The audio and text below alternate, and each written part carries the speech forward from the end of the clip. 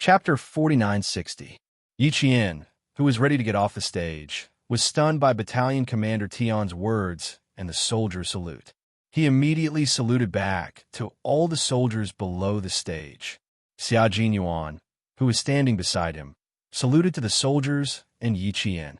Backstage, Gao Xiao, Zhou Qi, and the other hosts saluted to Yi Qian, even though Yi Qian couldn't see them. The female soldiers led by Yi Qian had admiration in their eyes as they saluted to Instructor Yi. It was their honor to be trained by Instructor Yi. It was an honor to be respected by others. Looking at the girl beside him, Xia Jinyuan's eyes were filled with deep admiration. His girl would definitely have more glory in the future. The banquet ended at 9 o'clock. The soldiers neatly lined up and left. Xia Jinyuan whispered to Yi Qian, "Let's stay here tonight until the new year. I'll wait for you." With the previous excitement, his girl would no longer belong to him. When Yi Qian was surrounded by the female soldiers excitedly talking, Xia Jinyuan, who was standing in front, looked deeply at Yi Qian. After receiving Yi Qian's salute, he smiled and turned to leave. The one surrounded by the female soldiers now was Instructor Yi, not his girlfriend Yi Qian. The female soldiers always knew that Yi Qian's marksmanship was very good. They could tell from their training. However, they had never seen Yi Qian's shooting speed. Yi Qian always fired at a normal speed during training. They had never seen her shooting speed that was different from normal people. Today, the most shocked people weren't the male soldiers, Battalion Commander Tian, Political Commissar Tang, or the company commanders, but the female soldiers. They hadn't completely recovered from the shock yet. They just wanted to have a good chat with Instructor Yi. Yi Qian wasn't in a hurry to find Xia Jinyuan because of this. He patiently chatted and explained to the female soldiers, "Actually, Instructor Xia already told you before. You just didn't pay much attention at the time. It's not that I'm hiding anything from you. I just don't want to add to your psychological burden. Now that we don't have much time left together, you need to bear some psychological burden. The military sent me here to train all of you. The assessment after 6 months will most likely be based on me as the instructor. I hope that in the time to come, you will work harder towards your dreams and become a member of the 1st Female Special Forces."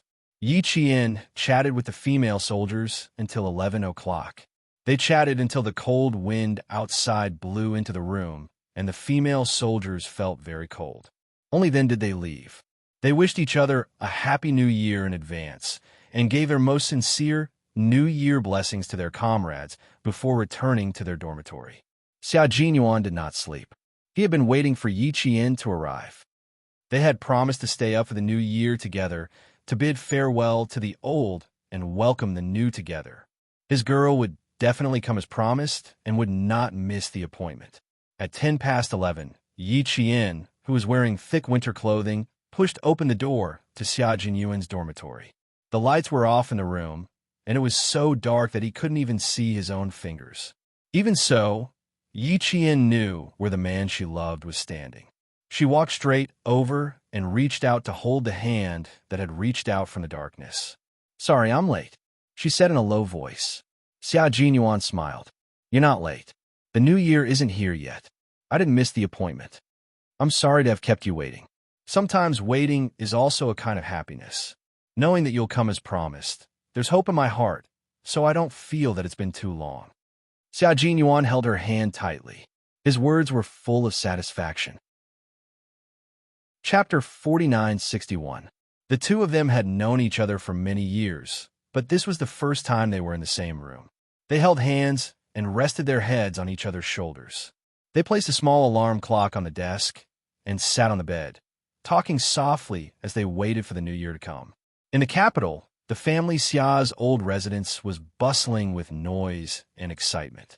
Even the old master and old madam were in high spirits. They sat in thickly cushioned armchairs and smiled kindly as they watched the younger generation bustle with noise and excitement. This year, Xia Yiwei and Ho Zi returned to the old residence to celebrate the new year. Accompanying them were a pair of twins who could run around the courtyard faster than rabbits. Ho Zi, who had washed his hands in a golden basin, no longer had the aura of a bandit from the underworld. Every night, Other than returning home late from social engagements, he would leave work early and return home early to accompany his wife and children. In his words, he was an orphan without parents and had never had a home. Now that he finally had one, he would be struck by lightning if he didn't cherish it. The outside world was a colorful world, but Ho Zi, who was worth more than 10 billion yuan, had already swam around the colorful world. He was tired, and finally knew how to return home. Xia Yiwei, who had waited for him for more than 10 years, finally made this young man, who had dared to whistle at her and courageously chase after her, look forward to returning home. Although he was tired, resentful, and even on the verge of giving up, there were too many ties when he was young. No matter how tired or resentful he was, he couldn't leave each other. Now that the family of four was living a happy and blissful life, the husband and wife cherished it very much and didn't even quarrel. Suddenly, there was the sound of a child crying outside. Ho Zi, who had been chatting with eldest uncle a second ago, changed his expression and said sorry. He quickly got up and jogged into the courtyard. On the other side, eldest aunt said to Xia Yiwei, "Debeo is crying outside. Xiaobao must be bullying Debeo again. Yua, quickly go and take a look." Annie was carrying a baby in her arms. He was the fourth child in the family, Xia Yuzhing. He was the son of Xia Yiwei's younger brother from the same mother. He had just turned 1 year old and could not walk steadily, stumbling around. The baby had fallen asleep a long time ago, and he was comfortably nestled in his aunt's arms. His little mouth would pout from time to time, and his pink little face was delicate and pretty, especially his eyelashes. They were thick and curly, and he was an extremely beautiful little boy. Eldest aunt was carrying one in her arms, so it was naturally inconvenient for her to take care of the other. Seeing that her niece Xia Yiwei didn't move, she thought that she hadn't heard her, so she reminded her with a smile. She glanced at Xia Yiwei outside the window and said with a smile, "I don't need to go. Ho Zi will take care of her." Although the family summer mansion was lively this year, the fourth son, Xia Yuzhing, and his wife did not go home because of work. They only sent their baby back to the mansion. The third son, Xia Yui, was also absent. His wife brought his 6-year-old son back to the mansion. Including the sixth son, Xia Jinyuan, the mansion was short of 4 people this year. Upon hearing this, eldest aunt smiled elegantly. Even a slight smile made her look especially dignified. "Yua, after suffering comes happiness. That's good too. You should let them take care of the children more. The children have to be closer to their fathers so that they can do things more boldly in the future."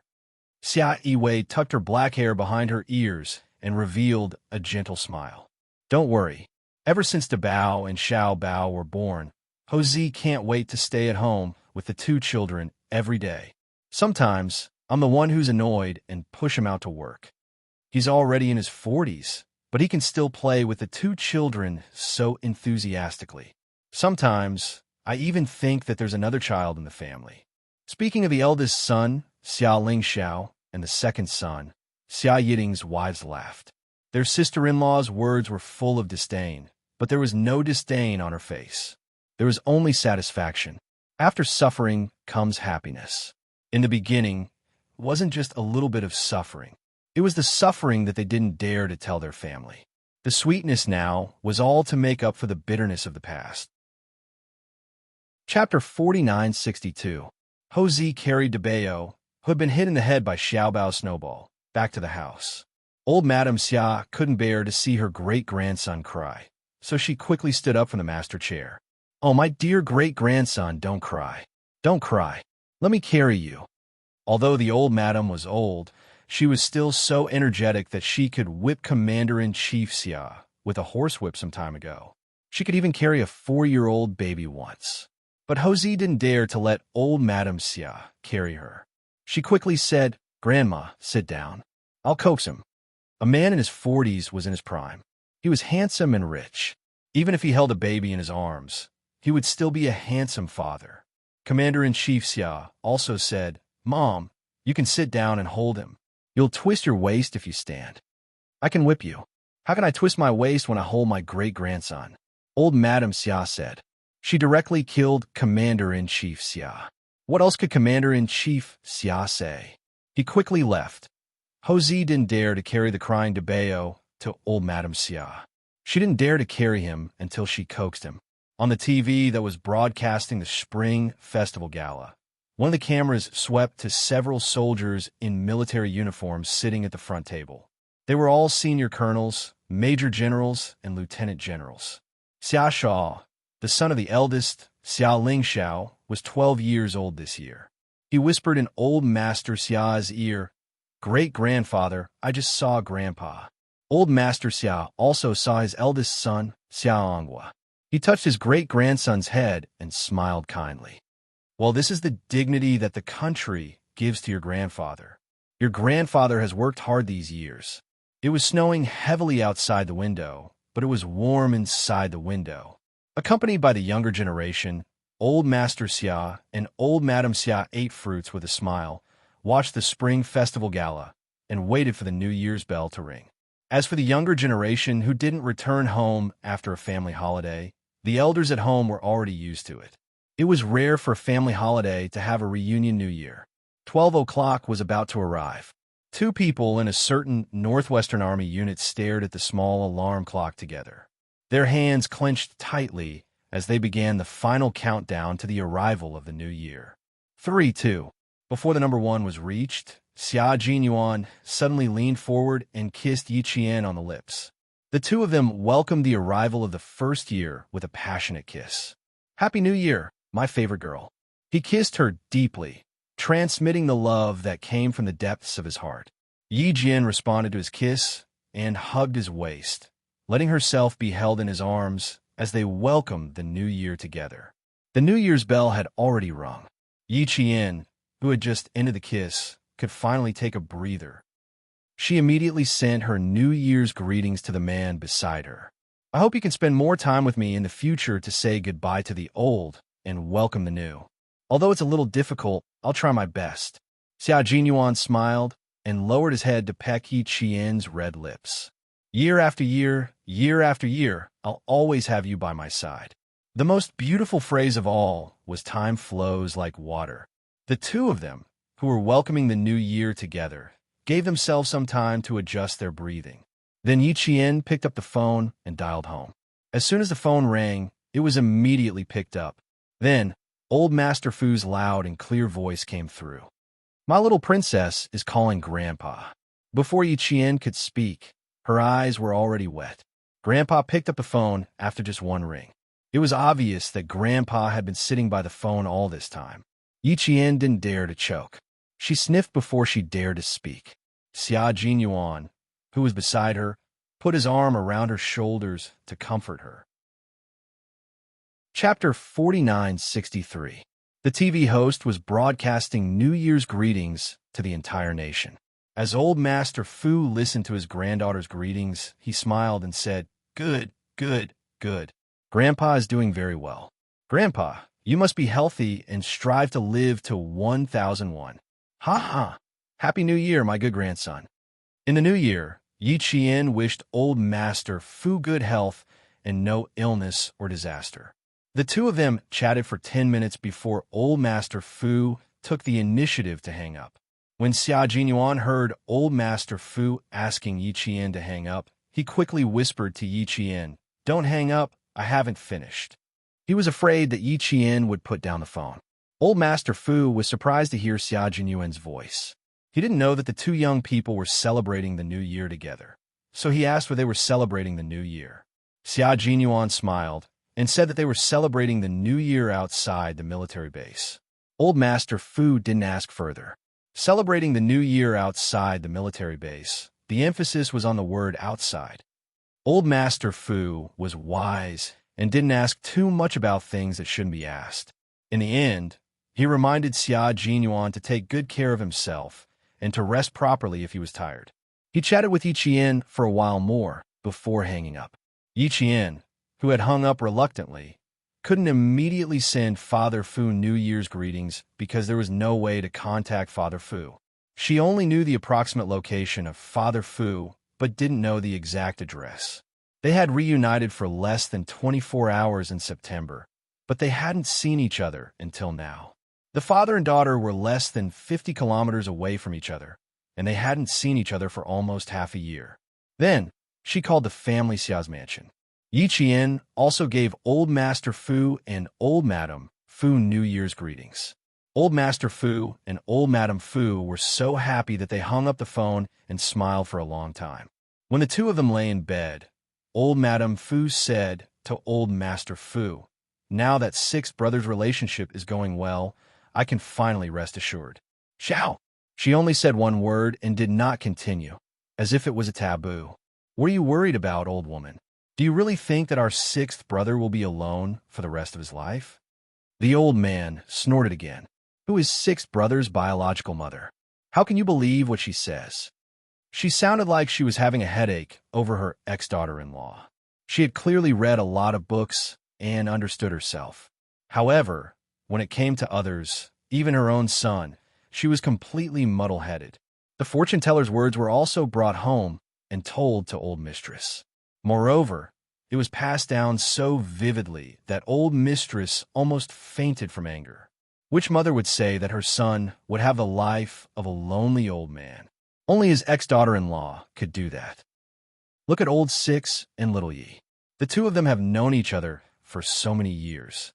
Their relationship is deep and not shallow. Let's see who's the one with the fate of being lonely. Old Master Fu's voice was a little cold. Some time ago, she even schemed against Yin. She thought that by getting hold of Yin's weakness, she could make Yin do things for her and lead her to us. Look at how old she is already. She still does all those shameless things. Only shameless people do shameless things. All those shameless things she said in the past were all for the sake of getting a divorce as soon as possible. You're already over 25 years old. Why are you still holding on to it in your heart? Old mistress sighed. How can I not remember it in my heart? If it wasn't for her, I'd probably have forgotten about it long ago. Chapter 4964. Old Madam still had a knot in her heart at the mention of the past. Then you can forget that your granddaughter-in-law just gave us a New Year's greeting over the phone. Old Master Yi laughed again, and his voice was not as cold as before. I think it'll take at most 3 years. She might even be able to carry sixth brother's child. Old Madam said, "That depends on whether little Yi agrees or not. If she doesn't agree, I'll support her. She's not any worse than sixth brother. She can't ruin her future just because she's pregnant." No, sixth brother has his own views. He can't bear to ruin little Ye's future. You're just waiting to carry sixth brother and little Ye's great-grandchild. It's still a great-granddaughter. Xiao Bao is the only great-granddaughter in the family. Do you have the final say? Go to sleep. Those old subordinates of yours will come early to look for you tomorrow. Old Madam also wanted to carry a great-granddaughter. Family Xia had more males than females. There had always been only one daughter in the family for several generations. It was better to have a few more daughters. Old Madam and Old Master Yi were old and had trouble sleeping. Although they went to bed early at night, they would wake up several times in between. No matter how late they slept, they would still wake up at 5 in the morning. When people were old, they would have trouble sleeping. In the early morning of the first day of the new year, some people had already fallen asleep. Some people were still partying. There were also people dressed in military uniforms and carrying steel guns. They faced the fierce cold wind and escorted the thousands of reunion lights behind them. Yi Qian personally put Xia Jinyuan's backpack on his back and fastened his belt. He then handed the steel gun to the young soldier who was ready to go. "Be careful. Wait for me to return to camp." After putting on his backpack, Xia Jinyuan, who still had 5 minutes left, held the gun with one hand and hugged Yi Qian's shoulder with the other hand. "Rest early." With that, he let go of his arm and smiled at the girl who was waiting for him to return to camp. He turned around, opened the door, and left without looking back. Yi Qian watched him leave and waited for him to return. From the first day of the Lunar New Year to the third day, Yi Qian led the female soldiers to stand guard. On the fourth day of the Lunar New Year, Yi Qian led the female soldiers to train normally until the 8th day of the Lunar New Year. On the 8th night of the Lunar New Year, which was also 3 o'clock in the morning on the 9th day of the Lunar New Year, Yi Qian was awakened from his sleep by a knock on the door. He immediately sat up from his bed and quickly turned on the lights. "Little Yi, gather. 3 minutes." It was Company Commander Zhu's voice. At 3:05 a.m., Yi Qian, together with Company Commander Zhu and 20 male soldiers, left the barracks. They got into a truck that had anti-skid chains installed on the wheels and headed to an unknown destination. "You can sleep for a while more. It's just a little bumpy," Company Commander Zhu said to Yi Qian, who was sitting next to him, with a smile. "Does it feel like the cradle you slept in when you were young? I'll shake you until you fall asleep again and again." After a bumpy ride, Yi Qian, who was suspended in the air, replied with a smile, "I don't think any baby can stand a cradle that can shake their bones." "Ha ha ha, it's just an example." Company Commander Zhu laughed loudly. "You're here to help out on a temporary mission. It's going to take a long time, so sleeping from time to time will help you pass faster." Yi Qian thought for a while before asking, "What temporary mission?" "It's an experiment. We need soldiers to guard it for 6 days. The experiment will start in 3 days. We'll clean up the surroundings and set up sentry posts."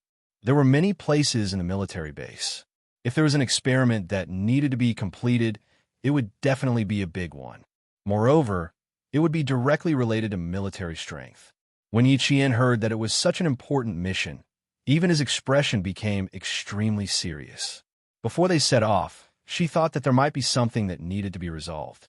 She didn't expect that it would be to protect the surroundings of an experiment. Chapter 4965. This was the first time that Yi Jian had witnessed the birth of a new technology since her military service. It was also the first time that she had participated in a top-secret experiment.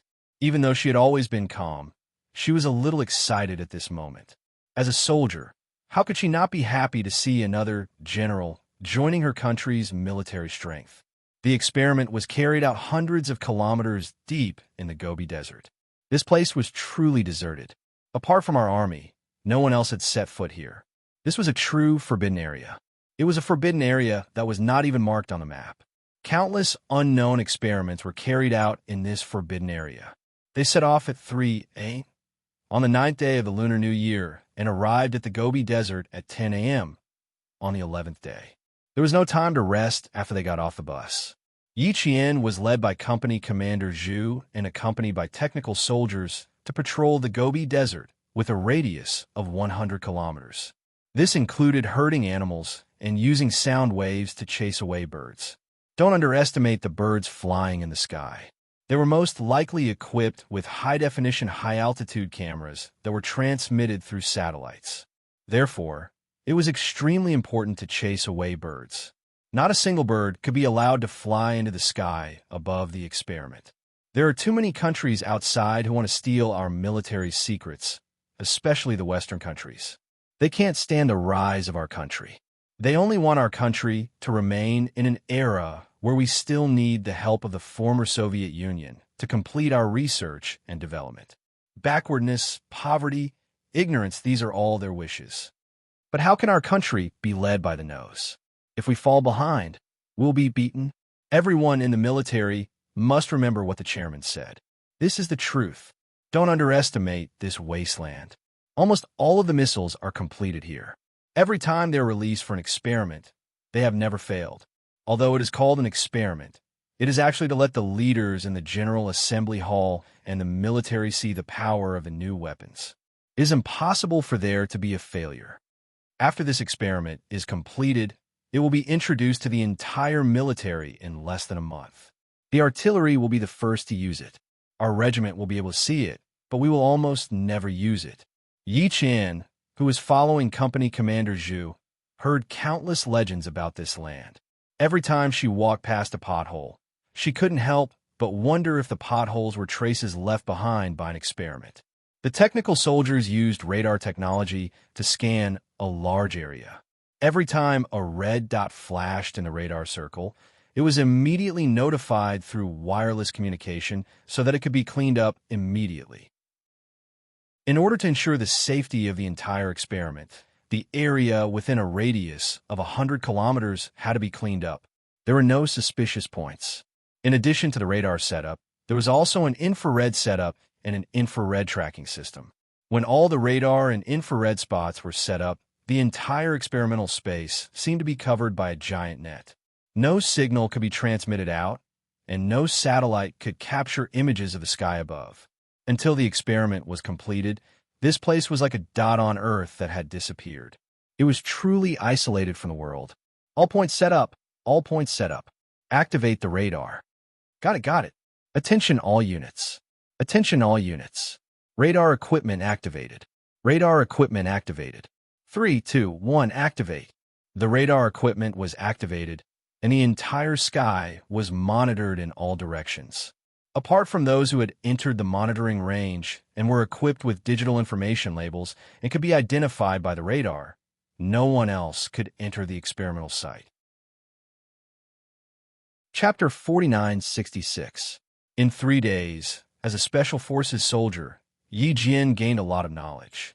Among them, he got to see all kinds of equipment and vehicles in our army, such as anti-chemical shower vehicles, anti-riot armored vehicles, riot control vehicles, anti-riot vehicles, water-shooting vehicles for soldiers, lighting vehicles, comprehensive repair vehicles for soldiers, camping vehicles for soldiers, and so on. Each vehicle had its own function, and each special vehicle had its own use. It was a dazzling array of vehicles.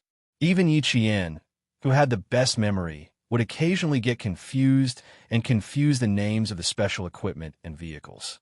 Company Commander Zhu saw Yi Qian mumbling to himself a few times. However, every time he went closer to listen, Yi Qian would be very alert and shut up. No matter how much he asked, he wouldn't get an answer. What are you mumbling about? What are you mumbling about? Are you mumbling about whether you can get closer to observe the experiment? Ha ha ha, don't even think about it. You can't see it. You can't see it. We're mainly in charge of security. We're at least 50 kilometers away from the actual experimental site, so we can't see it. But I think we can hear some movement. Last time during the cruise missile test and air-to-ground missile test, the precise strike point was not far from us. That sound came with a boom and shook the ground. You could smell the gunpowder from 20 kilometers away. Now that these missiles have been put into use, there's a new experiment in less than 3 years. Every time I go on a mission like this, I get excited for half a day. Instructor Yi, why do I feel like you're very calm? Is it because you're a Special Forces soldier and are better than me in all aspects? Is that why you're calmer than me? Company Commander Zhu didn't know if he was worried that Yi Qian would be nervous since it was his first time out, so he would chat with Yi Qian from time to time. Sometimes he would make fun of himself, and sometimes he would make fun of Yi Qian. He had a lot to say, and it made Yi Qian a little worried. Hearing this, Yi Qian sighed and said, I'm not calm. I'm just memorizing the equipment that I've never seen before. Every time I remember something important, you would interrupt me. I've forgotten what equipment I've memorized just now. The corner of Company Commander Zhu's mouth twitched, and he let out a long sigh. To be honest, Instructor Yi, every time I'm nervous or excited, I can't help but talk a little more. Please bear with me. Bear with me until the end of the experiment. When I hear the news of the experiment's success, I will definitely keep quiet and not disturb you anymore. Yi Qian was even more worried. The experiment was scheduled to start at 3 o'clock p.m. tomorrow. It was only 10 o'clock a.m. now. There were still 29 hours before the start of the experiment. Wouldn't she still have to listen to Company Commander Zhu's nagging? Fortunately, Company Commander Zhu had to travel to various posts, so he wouldn't disturb Yi Qian too often. Therefore, Yi Qian endured it and came over. Seeing Company Commander Zhu, who hadn't had a good rest since yesterday, with dark circles under his eyes and cracked lips that were bleeding from the cold, Yi Qian couldn't bear to refuse him. At 5 o'clock p.m., Company Commander Zhu, who had disappeared for several hours, drove the warrior to Yi Qian's side. This time, he wasn't here to disturb Yi Qian. He was here to take Yi Qian to the experiment center. As for why Yi Qian was the only one going, Company Commander Zhu expressed that he didn't know either. I was told to take you there by the higher-ups. As for why, I'll only know when we get there, Company Commander Zhu explained to Yi Qian. Yi Qian didn't ask any more questions. Since he didn't know, he would know when he got to the experiment center. Before getting into the car, Company Commander Zhu, who hadn't slept for more than 24 hours, yawned several times. He asked Yi Qian, who was about to get into the car, to pull back his right leg. He said to Company Commander Zhu, who didn't hide his fatigue, "Please rest for a while. I'll drive." Chapter 49:67. Sergeant Zhu, who was yawning and reaching into his pocket to get rid of his sleepiness, held the red pepper in his hand and asked Yi Jian, "Proficient?" Sergeant Zhu did not dare to let Yi Jian drive because they were not familiar with each other. But when he thought of Yi Qian's identity, Company Commander Zhu didn't think it would be a big deal. Yi Qian didn't know what kind of proficiency Company Commander Zhu was talking about. He thought for a while and nodded. "Why don't you take a look first? If you think my skills are good enough, you can let me drive?" "Yes." Company Commander Zhu, who was so tired that he needed to rely on chili to stay awake, put the chili back into his pocket.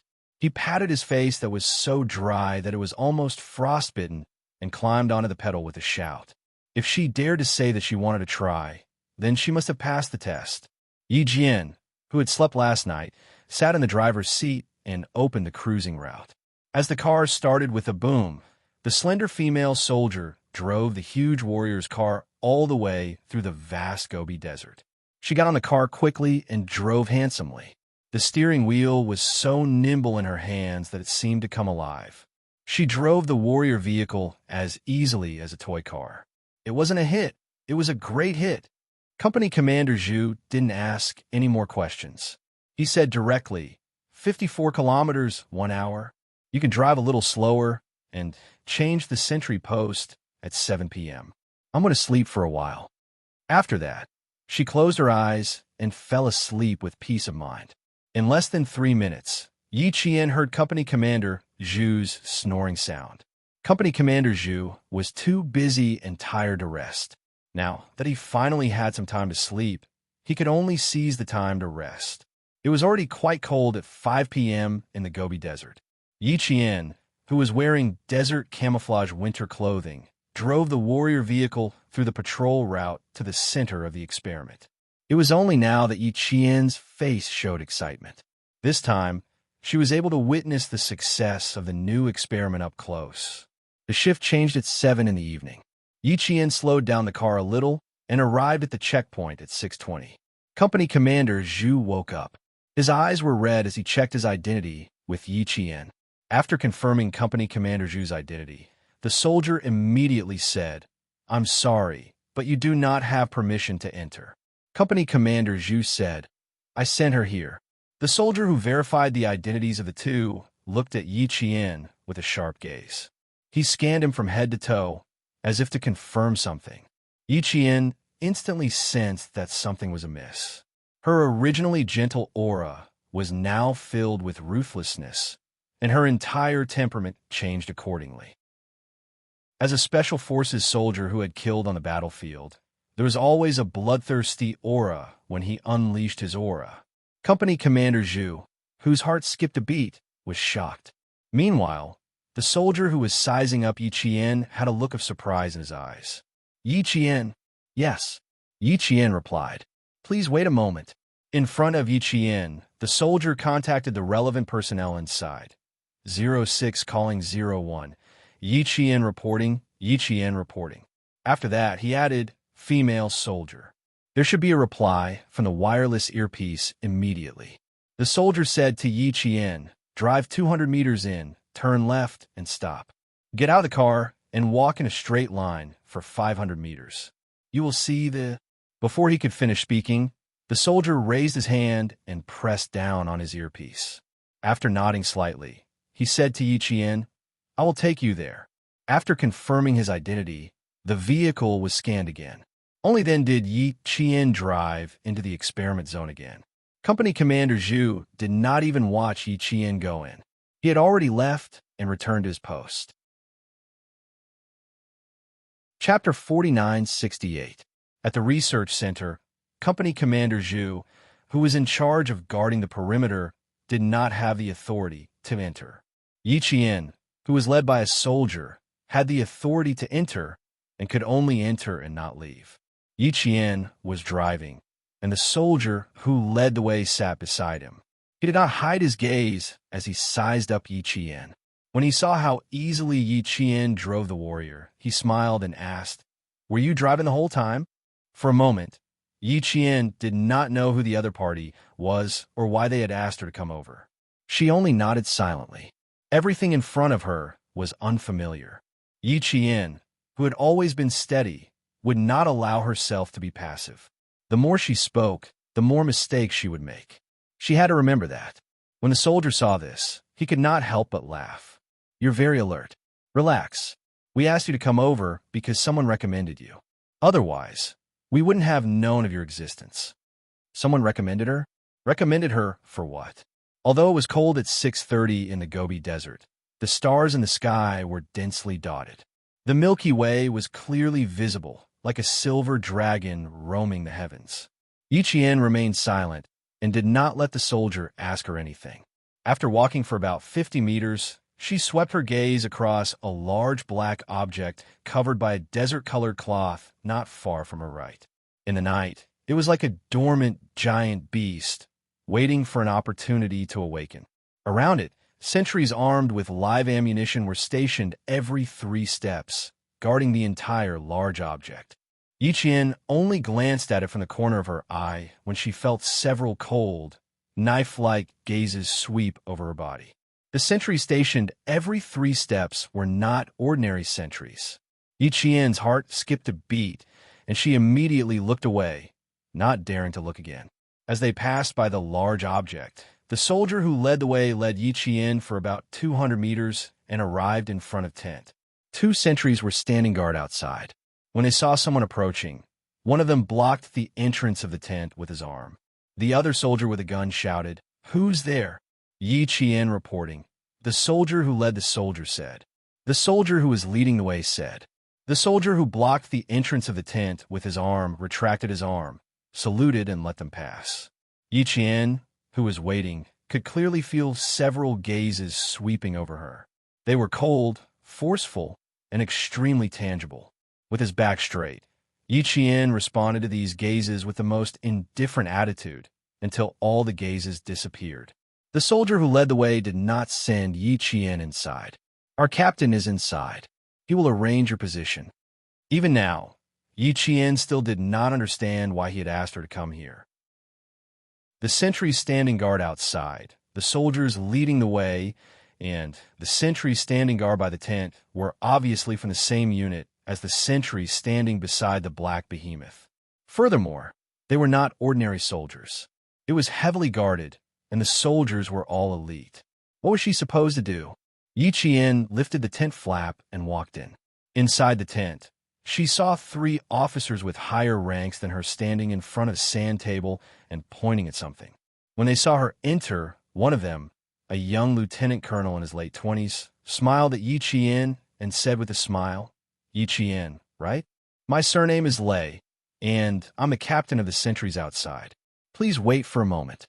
I'll look for you after I'm done talking to the 2 of them." He did not even let Yi Qian say, "reporting in," before instructing Yi Qian to wait for a moment. The other 2 soldiers were both majors.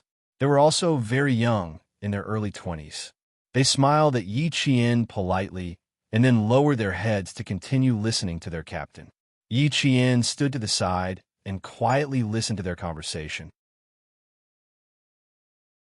Chapter 49-69.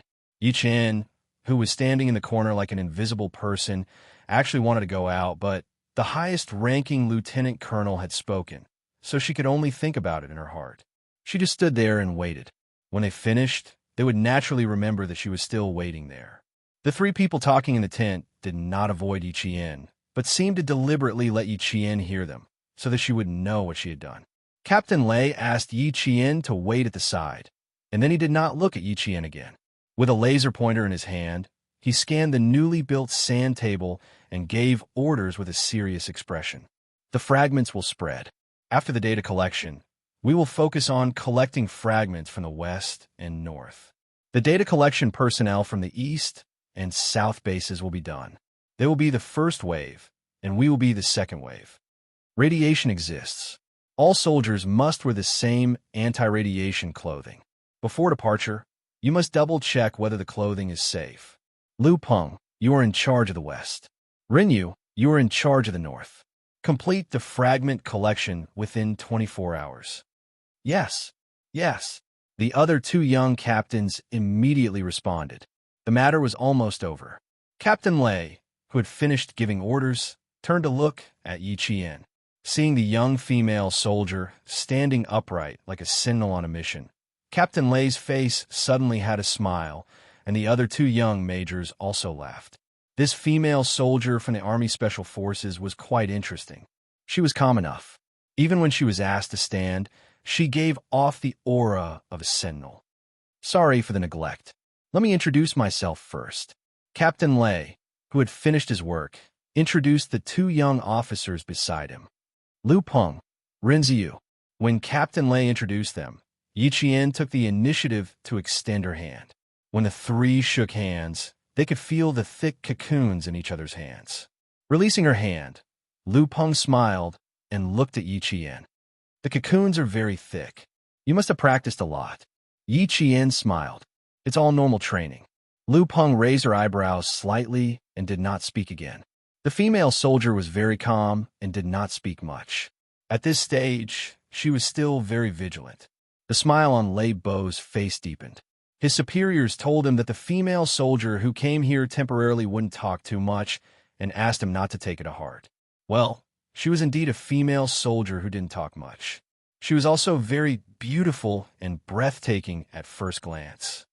Me, Lei Xian. We are all paratroopers from an Air Force base. We are here to be responsible for the safety of the experiment project and the collection of fragments. When Captain Lei talked about the safety of the experimental project, he pointed to the sky, meaning that he was responsible for the safety of the sky. Airborne soldiers. Yi Qian was filled with deep veneration, and his eyes lit up. The airborne troops were born in the early 1960s and were reconstructed from the Army. After nearly half a century of development, the airborne troops of our country had developed into the combination of artillery, engineers, scouts, anti-chemical soldiers, missile soldiers, and more than 10 other military branches, and dozens of specialized and closely coordinated modern military branches. And the three paratroopers standing in front of her were not as simple as Captain Lei's introduction. Yi Qian was a Special Forces soldier. Lei Xian and his two comrades knew in advance. And the identity of the three of them. Although they were introduced as paratroopers, Yi Qian knew that the three of them were paratroopers through various previous observations. In his heart, he immediately identified the three of them as special scouts. Paratroopers, special scouts. This was the real identity of the three young officers in front of her. Chapter 4970. The special scouts of the paratroopers could quickly surpass any ground obstacles and carry out long-distance raids and all-around maneuvering at the fastest speed. The special forces had special missions and were especially good at fighting. The special scouts of the paratroopers were the fighter jets of this special forces.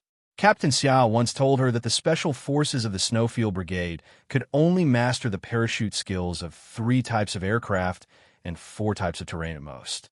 The paratroopers, from the captain to the soldiers, had 8 types of parachute skills, including 5 types of aircraft and 9 types of terrain, opening double parachutes, and being fully armed. The special scouts of the paratroopers were the elites of the paratroopers. They could complete the airborne operations of islands, gobi, plateaus, water nets, mountains, jungles, and at night under complicated terrain and meteorological conditions. At that time, she heard a lot of exclamations. She didn't know there was such a powerful team. When she was exclaiming again and again, Captain Xia even looked up and knocked her head. He was so angry at her ignorance that he laughed. Do you think the Air Force doesn't have any other special forces except for our Army? The Tri-Amphibious Special Forces were the last to be formed. The Special Scouts of the paratroopers were formed earlier than our Snowfield Brigade. You, in addition to knowing more about the Army and Navy, you should also know more about the Air Force of our country. After arriving at school, she went to the library to read countless books about the Air Force. Among them, she had a detailed understanding of the special scouts of the paratroopers. She yearned for such a special force that could descend from the sky and complete operations without anyone noticing. She thought that if she could see it one day, it would be a wonderful thing in her life. She didn't expect to see it today. It wasn't just one or two paratroopers, but a group of paratroopers. When Yiqian reached out, her eyes were bright, so much so that Captain Lei couldn't help but recall if he had said anything else just now. How could this female soldier, who had always been calm and composed, suddenly have a bright color in her eyes? He seriously recalled and confirmed that he didn't say anything else. And the female soldier's eyes suddenly had a bright color. Captain Lei suddenly laughed. The Army's special forces were worthy of their reputation. They were really amazing. When he heard that they were paratroopers, this female comrade had probably already guessed what kind of paratroopers they were. Paratroopers was just a general term, and there were several types of paratroopers. He just didn't know which type this female comrade was guessing they belonged to. Missile soldiers in the airborne troops, Air Force, or artillery. Major Liu Peng and Major Renziu shook hands with Yiqian one after another. Liu Peng smiled and said, "Captain, we'll head out first. You guys can continue chatting." Captain Lei nodded. "Okay, you guys go ahead. I'll talk to the female comrade from the Army." Major Liu Peng and Major Renyu nodded slightly. Before they left, they even gave Yiqian a friendly smile before they strode away. "Sorry, there is no place to sit. Please stand and talk." Captain Lei, who had been smiling, pointed to the sand table. "Come, let's talk next to the sand table." Before he reached the sand table, Captain Lei suddenly asked with a smile, "Did you just know who we are?" Hearing this, Yiqian pursed his lips and smiled. "It's okay. It's all guessing. I don't know if it's right or not." Being modest, Yiqian was very sure of the other party's identity, but he still didn't tell the truth. He couldn't help it. He was not used to showing his cards at the beginning. Chapter 4971. Captain Lei couldn't help but laugh again. "Huh, how much have you guessed?" Captain Lei's appearance was not outstanding and could even be called ordinary. He belonged to the category that was completely inconspicuous in a crowd, but his eyes were particularly sharp and resilient. Standing in front of him, it was as if you were not looking at a person, but a big tree, a towering tree. If you could rest under a big tree, it would shelter you from the wind and rain. It would make you feel very safe the moment you approached. Yiqian thought about it and answered Captain Lei quite seriously. "I just came from outside and just glanced at the covered behemoth out of the corner of my eye. I was discovered in less than a second. It was also the first time I was discovered when I looked around. At that time, I felt that the soldiers guarding around were not simple. The main reason for thinking so is that you yourself are not simple, right?" Captain Lei, who had been smiling, showed his neat white teeth and looked very amiable if his eyes were not so sharp. In the face of the questioning, Yiqian smiled calmly and said, "To be able to directly guard the experimental center, I think everyone knows that Captain Lei and you are not simple. Then can you guess who we are?" Yiqian looked up, his dark eyes shining. "The special scouts of the paratroopers." Without any hesitation, he said it in a very affirmative tone. Captain Lei, who was holding the laser pointer and pressing it occasionally, frowned without leaving a trace. He looked at Yiqian with a hint of darkness in the depths of his eyes.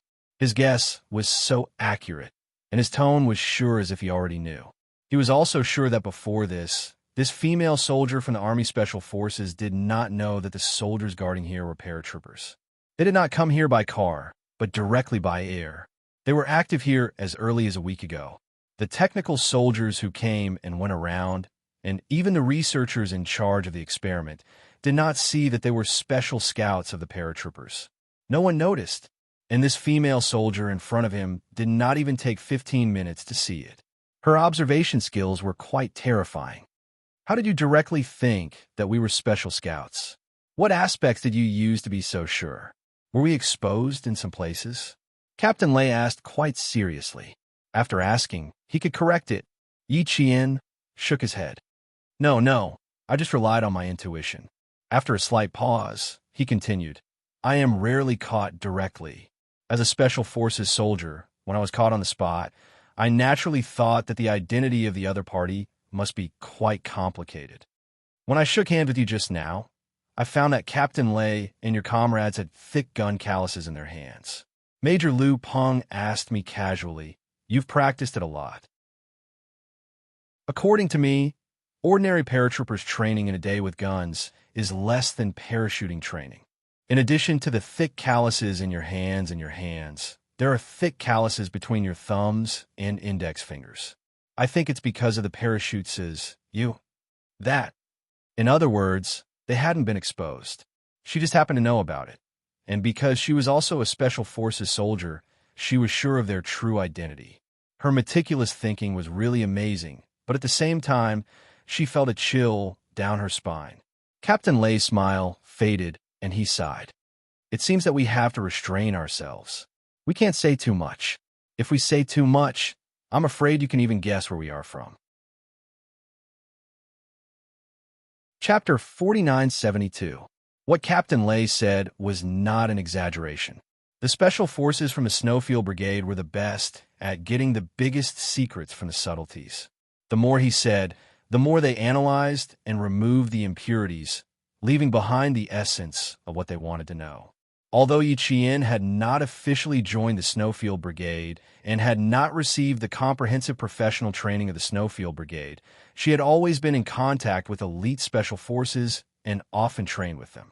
Although there was no systematic training, with Yi Qian's ability to understand, the more Captain Lei said, the more information she would get. Realizing the keenness of the female soldier from the Army Special Forces, Captain Lei really did not dare to say too much. The Special Forces and the airborne troops were originally a hidden force. Even if they were both soldiers, he could not let her know too much. Then, Captain Lei immediately changed the topic. Let's get back to business. It's getting late. Finish your business early and you can rest early. Although Yi Qian was very interested in the Special Forces and the airborne troops, seeing that Captain Lei directly avoided the topic and did not want her to know too much, Yi Qian, who had always been tactful, naturally did not pursue the matter. Hearing this, she smiled and nodded. Okay, Captain Lei, please go ahead. Finish your business early, then rest. It meant that there was still something to do after finishing. We are short of a sharpshooter here. The higher-ups recommend that you temporarily replace the shooting position tomorrow. Not on land, but helicopter shooting. I heard that you have completed helicopter shooting at sea before, and your results were quite good, right? Completing helicopter shooting at sea was a compulsory subject when Yi Qian joined the Storm Commandos 2 years ago and trained under the Devil King Li Jinyan. Yi Qian's eyes narrowed slightly. He nodded. Yes, 2 years ago. In addition to Major General Yang and Captain Xia, Commander-in-Chief Xia also knew about this training. The higher-ups told Captain Lei. Did the higher-ups refer to Major General Yang? Was Major General Yang also in the experimental center? Yi Qian, who remained calm and collected, had already thought about it several times in his mind. His expression was solemn and cold as he quietly waited for Captain Lei to continue speaking. Tomorrow's experiment will focus on air combat missiles. In addition to protecting the central area of the experiment, we also have a heavy responsibility. The moment the experiment is completed, we need to eliminate a small target immediately. For this operation, we need a sharpshooter to destroy the ground radar immediately. Tomorrow, you'll be the sharpshooter. You'll also play a crucial role in whether we can successfully complete the next mission. Yi Qian had thought that she would at most be tasked with sentry duty or patrolling. Who would have thought that she would be given such a heavy responsibility the moment she arrived? He was momentarily stunned. Where's the original sharpshooter? She couldn't help but ask. Captain Lei thought for a moment and even deliberated in his heart before answering. My team has a total of 3 sharpshooters. 2 are on the scene, and 1 is on a mission, so he can't make it back in time. Originally, we only needed 2 sharpshooters, but the Air Force Command increased the requirement at the last minute, so we are now short of 1 sharpshooter. This also exposed a serious problem in my team. When we go back, we have to review it carefully to put an end to the problem of temporary shortage of personnel for similar temporary missions. Temporary shortage of personnel was a very serious problem. From it could be seen whether the comprehensive ability of a troop of soldiers was comprehensive. Captain Lay's current shortage of personnel also showed that there was a shortage of talent and that the comprehensive ability of the soldiers needed to be strengthened. Of course, there was a third point. Captain Lay deliberately said this. Chapter 4973. Yi Qian was more inclined to the third possibility. Captain Lay was afraid that she knew too much, so he deliberately led her like this. As for her heart, she silently added points to Xia Jinyuan. The Snowfield Brigade's special forces had comprehensive development and were proficient in everything. The assaulter could sometimes be used as a sniper, and the sniper could be used as an assaulter. The Z7 position could be temporarily replaced by AT6 or V8. Even if there was a temporary task, it could be quickly arranged in place, and one person could play several roles. Captain Lay, the position you arranged is too important. I'm afraid I can't do it. Yi Qian didn't dare to immediately nod and say yes. She had trained to accurately complete the sea shooting on a helicopter, and since that training, she had never had similar training again. She was more or less a little apprehensive. Captain Lay smiled. That's why we asked you to come in advance. We also want you to prepare in advance for tomorrow's mission. Prepare in advance? How to prepare? In doubt, Yi Qian saw Captain Lay pick up the wireless walkie-talkie at his waist, adjust the channel, and put it in the corner of his mouth to call.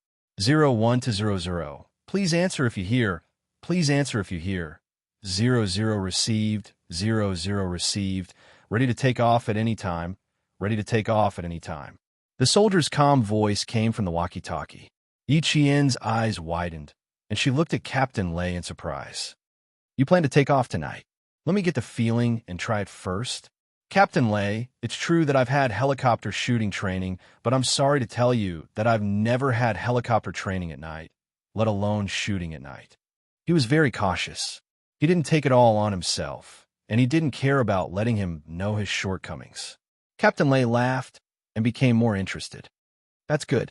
Although you've never trained before, isn't tonight a good opportunity for you? Worried that Yi Qian would insist on refusing because of her incompetence, Captain Lay threw out a very tempting bait. When the time comes, we'll let you watch us complete the airborne. If you want to learn more about airborne techniques, we can also teach you. So, do you agree? Do you want to try? The bait thrown out was too tempting. So tempting that Yi Qian really didn't have the slightest position to insist on refusing. Of course, she wanted to. It wasn't an ordinary thought. Yi Qian nodded honestly. I really want to, but I'm more worried that I won't be able to do it. He sighed again. Captain Lay, you're breaking the rules. You know what I want to know the most, but you're throwing out bait to lure me in. And even though I knew it was a hook, I still obediently took it. Ha ha ha, it's not bait, it's an opportunity, and you're just seizing it. Let's go and change our equipment. Captain Lay, who was walking with his legs raised, laughed and raised his hand. His hand was stretched out in the air, and then he suddenly retracted it. Then he patted his head awkwardly. Sorry, it's just a habit. Out of habit. He wanted to put his arm around his comrade's shoulder. However, when his hand was halfway in air, he suddenly remembered that the warrior in front of him was a female. As a male soldier, if he rashly put his arm around a female soldier's shoulder, cough, cough, cough, cough, it would be a bad influence, a bad influence. He would be beaten up by the female soldiers as a hooligan, with the strength of a special forces soldier, even if she was a female soldier. Oh, no, no. The reason why a female soldier could become a special forces soldier, she might be even stronger than a male soldier. It probably wouldn't be a normal beating, but a punch and a kick. Yi Qian, on the other hand, didn't feel much awkwardness. In the Snowfield Brigade, she was often treated as a brother by her comrades, so she didn't feel awkward. It was a normal interaction. Chapter 4974. It was a very normal contact. Who knew that the team members who treated Yi Qian as a brother were all given extra training by the narrow-minded Colonel Xia. Walking out of the tent, Captain Lay raised his hand and made a grabbing motion. Not bad. Although the temperature is a bit low and there is no wind, it is suitable for flying at night. Airborne landing during the day was already dangerous, let alone at night. There was no way to see the terrain, ground objects, and ground targets clearly in the first place. In order to ensure the safety of the airborne troops, there would be weather protection before airborne landing to seek advantages and avoid disadvantages to prevent and reduce the danger of dangerous weather to the airborne troops. For example, Captain Lei directly asked Yi Qian to watch them complete the airborne landing. Yi Qian was very worried that the weather would be harmful to them. Therefore, after Captain Lei finished speaking, she said, "Airborne landing at night is very dangerous. The wind doesn't seem to be strong now, but completing the airborne landing requires a forecast of wind, clouds, visibility, air pressure, temperature, and so on. You just asked me to watch you guys do the airborne landing, but forget it. I'm already very satisfied to be able to get close to the elite of the airborne troops. No, I will do as I say. Since I said it, how can I go back on my words? Especially since you are so interested in our airborne troops. Comrade Yi Qian, since you are so interested, I am very suspicious that you have the intention to transfer to another branch. Do I? If you do, you can consider it carefully. I have seen your training results. They are quite excellent. In the airborne troops, with your potential to become an excellent airborne soldier, I think you can definitely do it within a year." It was true that she thought Yi Qian was excellent, but asking Yi Qian to consider transferring to another branch was just a casual topic to relax Yi Qian. Yi Qian, who had always been in a good mood, laughed. "The army is also very good. Captain Lei, you can also consider it. If Captain Lei transfers to another branch, you will definitely be the king of soldiers." AI. He was very calm and could even make fun of him. The smile on his face deepened. Captain Lei looked deeply at the female soldiers walking with him and chatted casually. "Are there many female soldiers in your team?" "Female Special Forces soldiers in our army are rare. I've been in the army for 7 years, and this is the first time I've met a female Special Forces soldier. There were indeed very few female Special Forces in our military, but there were female Special Forces in every military region. However, there were very few female Special Forces who were well-rounded like Yi Qian." Yi Qian didn't dare to say too much.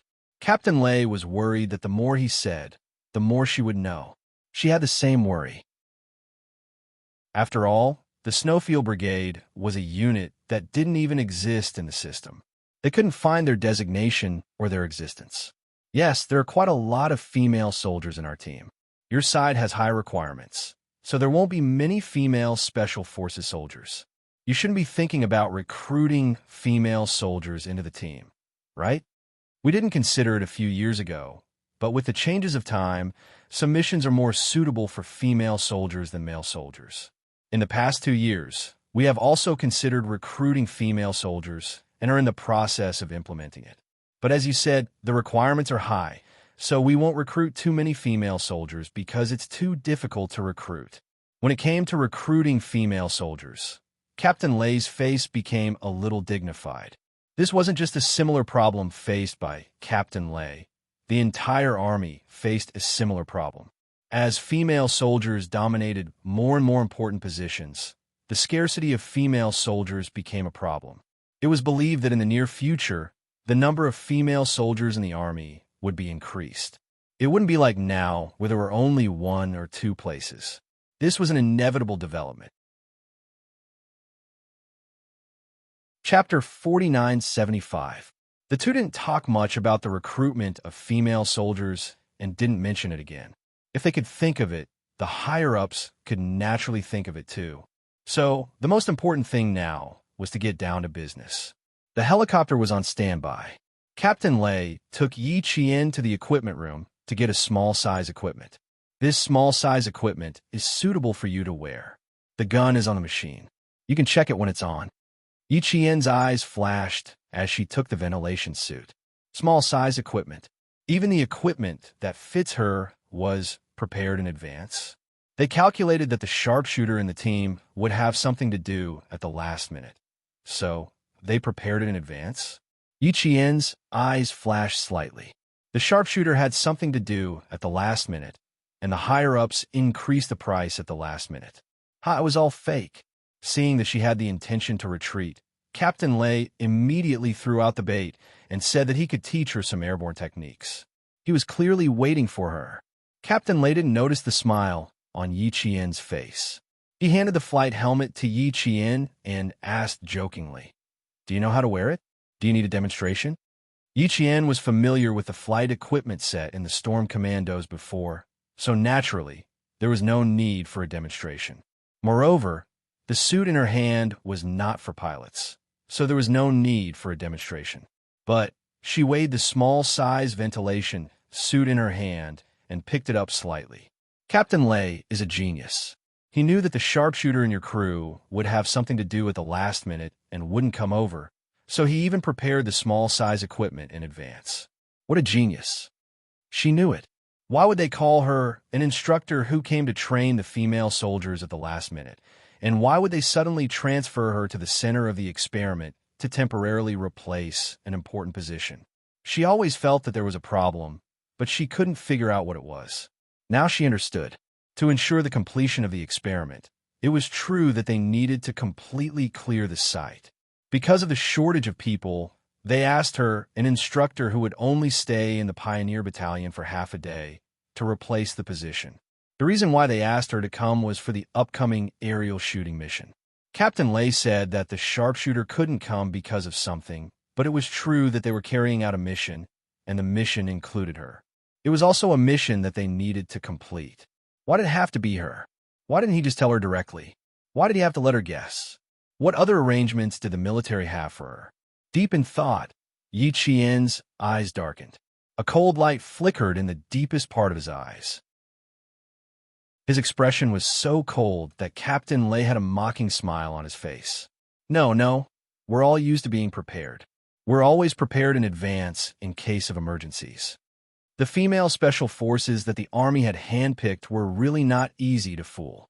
He hadn't even seen how powerful he was, but he had already experienced his mental strength. His back was drenched in sweat.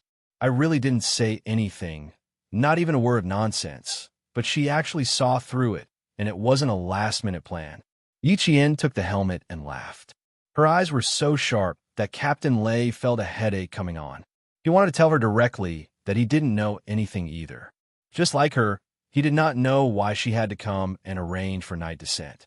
Night landings were common occurrences in their unit, and there was nothing rare about it.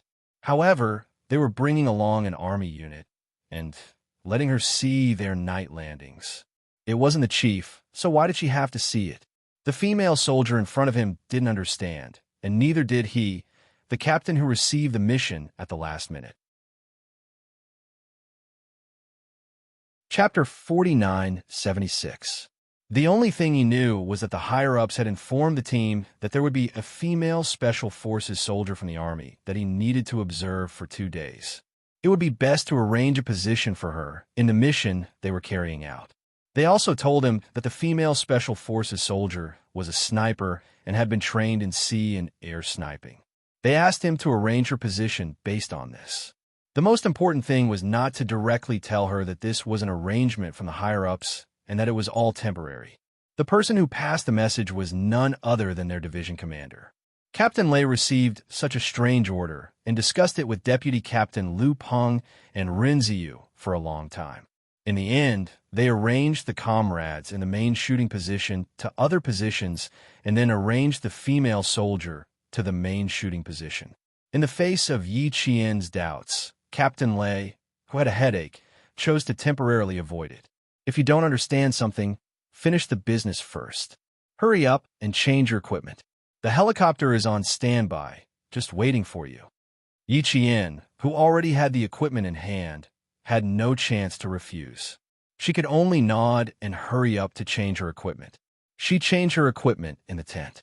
Captain Lei, who went out, said to his comrades through the public channel that had not been closed, "The female soldier from the army is sharp enough. I, a captain, was asked by her until my back was sweating. Don't ask too much when you see her later, lest she guesses more." A voice quickly came from the public channel. What did she guess? She guessed that we were not on a temporary mission at all. She guessed that she was not on a temporary transfer, but that she was already on the mission. Captain Lei sighed. I clearly didn't say anything. I only gave her a small-size ventilation suit. Captain, you mean that we were exposed because of small-size ventilation suit? Another airborne Special Forces scout asked. Well, it was the equipment that was exposed. If there was a cigarette, Captain Lei, who was full of sorrow, wanted to light one for himself and take a few puffs. It was obviously prepared for her. She guessed at a glance. So what if she guessed it? She won't think we have ulterior motives. Captain, you might as well tell her that we were forced to do it. If it weren't for the fact that she was powerful, we might not have cooperated. What else is there for her to guess? The Special Forces scout spoke a bit harshly. There was no other way. They had to cooperate with a Special Forces soldier from the Army. So what if she was a female soldier? Could she waste resources just because she was a female soldier? She even broke their previous plan and took the position that originally belonged to their comrade. She even guessed that they had ulterior motives? They also doubted whether she had the ability to complete an aerial shot. Although Captain Lei had some complaints about Yi Jian's arrival, he also deliberately left her hanging for a while. The complaints in his heart faded with the female soldier's indifference. Seeing that his comrades still had some opinions, Captain Lei said, It's just 2 days, not a long time. If you have any opinions, keep them to yourself. Don't say it in front of the female soldier. She doesn't know anything. We can't take it out on her, let alone embarrass her. Do you hear me? Don't make things difficult, Captain. Yes, Captain Yi Qian. Captain to Captain. Captain Lei heard the sound of footsteps coming out of the tent. He quickly turned his back, stared at the tent door, and continued to speak in a low voice. Okay, we will obey the arrangement from above. Later, you have to collect the data on her side seriously. The above is still waiting for us to submit her data. Chapter 4977. Got it. I'll definitely collect her data seriously. It's absolutely accurate. Little head, calm down. Big head didn't say anything. Why are you sticking up for him? Captain Lei even raised his voice a little, but quickly suppressed it. Don't make Big Head, who originally accepted the arrangement, feel uncomfortable. Female soldier, come over. Don't pull a long face. People can tell at a glance. Female soldiers from the Army Special Forces are not embroidered pillows. You brat, shut your mouth. Less bullshit, do you hear me? After about a few seconds of silence, a reluctant answer came from inside. Yes. The tent curtain was lifted. The female soldier who had changed into her flying equipment strode in with a flying helmet in one hand. Light poured out from the corner of the raised curtain, illuminating the female soldier who came out against the light. She was tall and straight, looking particularly handsome. It's just cough. Captain Lei quickly withdrew his gaze. The raised curtain was quickly lowered. The valiant female soldier had integrated into the darkness. Captain Lei, who had cut off the communication, raised his night watch and greeted her with a smile. Not bad. 2 minutes to change equipment. Very fast. It was not a complicated flight suit. After all, they were not going to fly a fighter. Captain Lei gave Yi Qian a ventilation suit, so the change was naturally fast. As for Captain Lei, he did not change his clothes at all. They were going to land at night and aim at the target to complete the shooting. They were not going to fly a fighter to complete high-altitude combat. Air Force training clothes were enough. Yi Qian approached with a desert camouflage coat she had worn before. It's not complicated. 2 minutes is enough. It was just that the clothes were a little tight, outlining all the curves of her body, which made her a little unaccustomed. The ventilation suit was a slim fit. It was very tight on the upper and lower body. It could introduce air of suitable temperature and evenly distribute it to the human body. When the temperature was high, it could allow the surface of the body to obtain air convection, allowing sweat to evaporate in time, thus maintaining the thermal balance of the human body. Wearing it in a low-temperature environment could also allow the surface of the body to obtain hot air of suitable temperature to enhance the cold resistance. Later, Yi Qian needed to complete the shooting of the target on the ground with the cabin open. The Gobi temperature was low and the wind was cold. Only wearing a ventilation suit was the most suitable. Captain Lei glanced at it and quickly retracted his gaze. Because the ventilation suit showed too much of her figure, he didn't dare to look too much. He could tell that Yi Qian was not used to wearing a ventilation suit. He pointed at the coat at her arms and said, "The helicopter is in front. It'll take a few more minutes. You can put on your coat first." Yi Qian heaved a sigh of relief and hurriedly put it on. Then he exhaled softly. She had also worn a tight-fitting diving suit during the training of the Storm Commandos, but at that time, she was focused on fighting with her brother and did not think about it. However, the moment she put on the tight-fitting diving suit and pulled up the zipper, she felt a sudden pressure on her chest. She felt a little embarrassed after that. After putting on the coat, Yi Qian instantly felt natural and followed Captain Lei to the helicopter. Along the way, Captain Lei really did not dare to say anything else. He only talked about topics that interested Yi Qian. Yi Qian listened with great interest and did not know how far she had walked. Later, Yi Qian and Xia Jinyuan mentioned this matter. Xia Jinyuan held Yi Qian's face tightly with both hands and said very seriously, "I'm really worried that if you meet a more powerful unit in the future, you'll be so stupid that you'll just go with them. Remember, you're a Special Forces soldier of the Snowfield Brigade. You can't be casually taken away by other units." Chapter 4978. After thinking about it, Yi Qian also felt that her vigilance was a little low at the time. She didn't pay attention to how far they walked. The helicopter was parked in a very hidden location. If one didn't look closely, they would think it was a barren mountain. The rumbling of the propellers pulled Yi Qian back from Captain Lei's wonderful topic. Captain Lei also stopped the topic at the right time and took Yi Qian to the helicopter that was ready to take off. This was a double-headed, single-rotor reconnaissance helicopter with an attack capability. Paratroopers with parachute bags stood on both sides of the hatch. When Yi Qian saw the two of them, her serious eyes were instantly filled with respect. Captain Lei didn't give any instructions. She trotted over against the strong wind caused by the propellers and saluted the two paratroopers. The two paratroopers were stunned. One of the paratroopers whispered, "Why are you so serious?" "No matter how serious I am, I won't cheat on the data." The voice suddenly came from the Xiao Tu that Captain Lei nodded. Xiao Tu and De Tu were twin brothers. The two brothers joined the army together, entered the airborne unit together, and became special scouts together. They had a very good relationship. Yi Qian's arrival took the shooting position that originally belonged to the older brother, De Tu. As the younger brother, Xiao Tu was a little unhappy, so his words were inevitably a little harsh. Fortunately, Yi Qian couldn't see the expressions on their faces at night. She couldn't hear Xiao Tu muttering in the sound of the propellers. Captain Lei patted her on the shoulder and pointed inside the cabin, motioning Yi Qian to enter the cabin. The sound was too loud, so there was no way to communicate. When she opened her mouth, she would swallow a mouthful of cold wind mixed with sand and dust. If she wasn't careful, she would choke and cough. The cabin door closed, and the helicopter took off smoothly. Captain Lei introduced Yi Qian to his comrades on the plane, including the captain, a total of 4 people, plus Yi Qian and Captain Lei, a total of 6 people.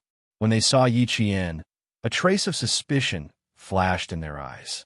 Such a beautiful female soldier, and her skin was tender. They had seen her information before. Was it fake? How could he still have tender skin after high-intensity training every day? It had to be said that Yi Qian's untanned, fair skin was very deceptive. Anyone who had not seen her strength would have doubts about her ability. After seeing him, he had a lingering fear in his heart. Only then did he realize that one could not judge a book by its cover. The captain was responsible for taking off and landing the helicopter. Yi Qian was responsible for destroying the ground targets immediately. Xiao Tu and another soldier were responsible for providing cover immediately after landing. Captain Lei was the last to land and was responsible for bringing up the rear. With the addition of Yi Qian, she was also responsible for bringing up the rear after landing. The 6 Special Forces scouts formed a combat team. They had a clear division of labor and could take turns to fight in the battle to complete the deep battle. Do you see the red flashing target on the ground? The helicopter will descend to 500 meters and complete one shot. Descend to 400 meters and complete one shot. Descend to 300 meters and complete one shot. You have a total of 3 chances to destroy the target. If you can't finish shooting after 3 times, you'll fail. Yi Qian, who had already set up his sniper rifle, nodded and made an okay gesture. She was still confident in her ability to snipe the target.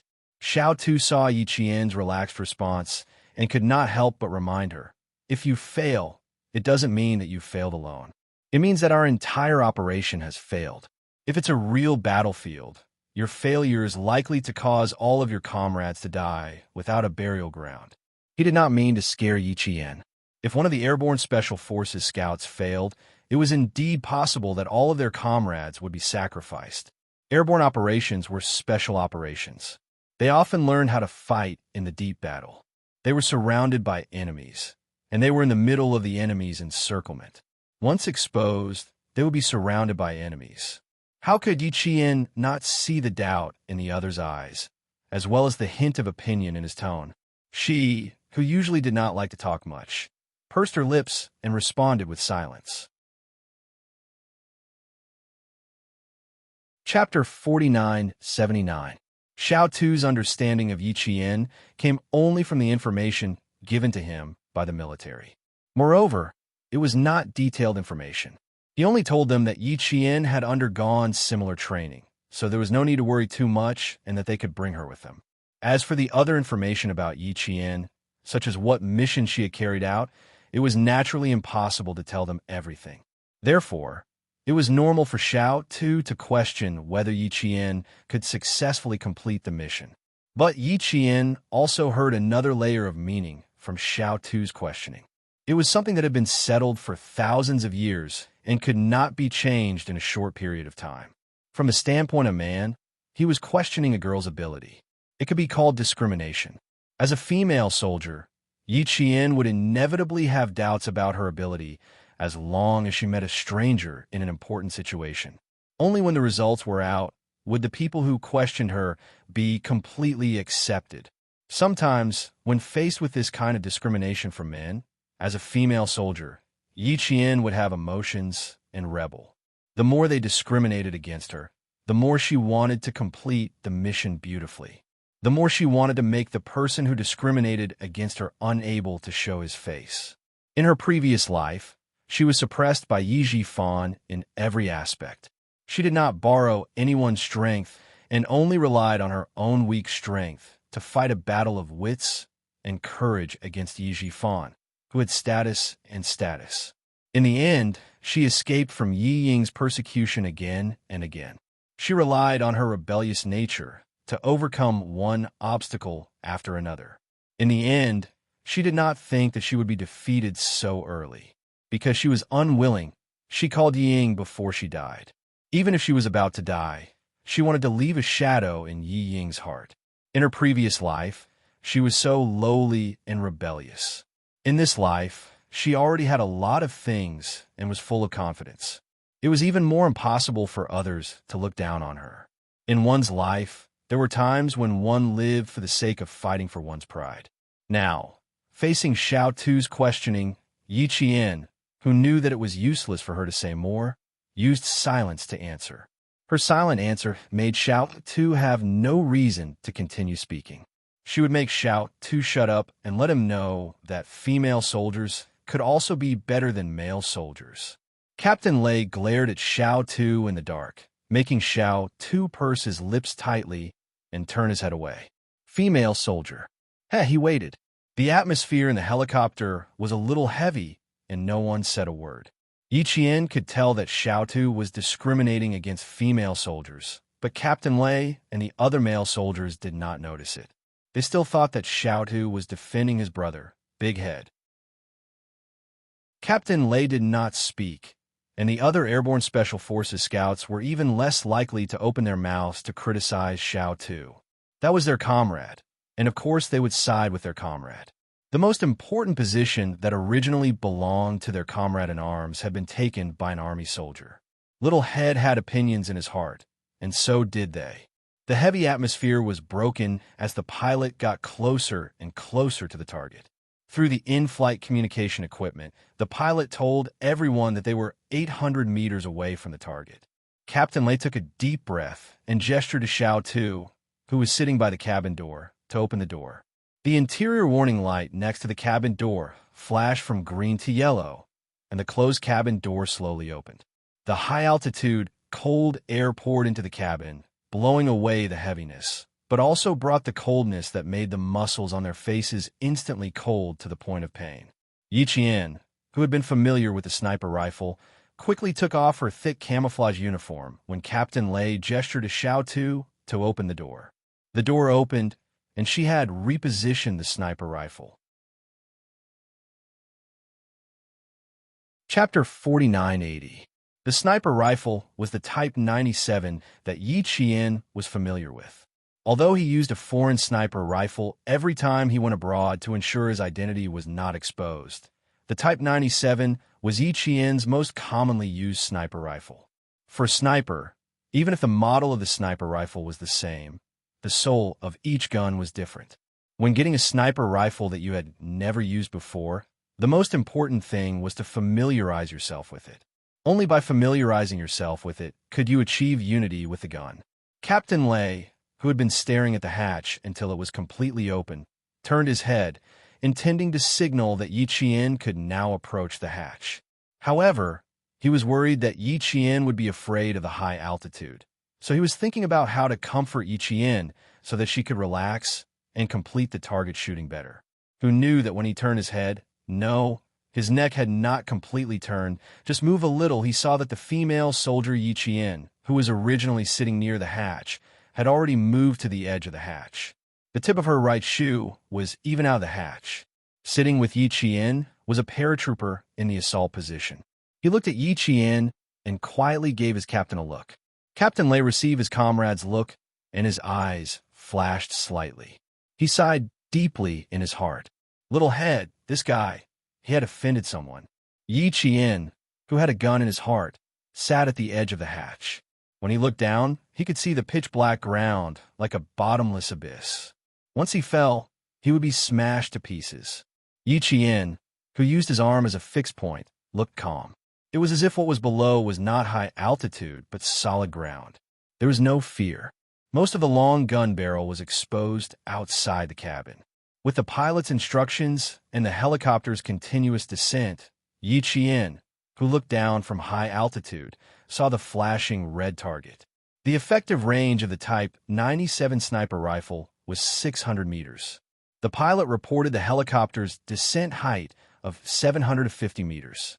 Yi Qian, who was in an aiming position, suddenly looked up and asked Captain Lei through the earpiece, "Descending 500 meters is the first shot.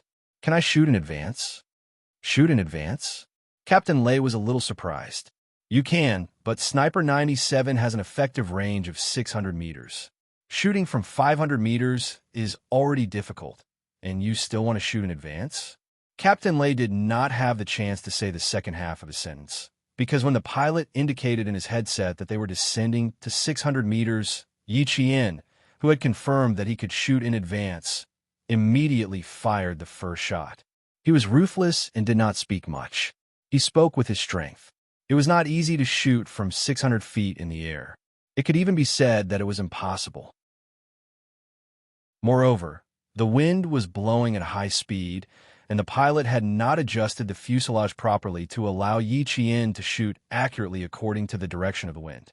In other words, while the pilot was still waiting for the sniper to tell him to adjust his direction, the ruthless and taciturn Yi Qian had already fired the first shot.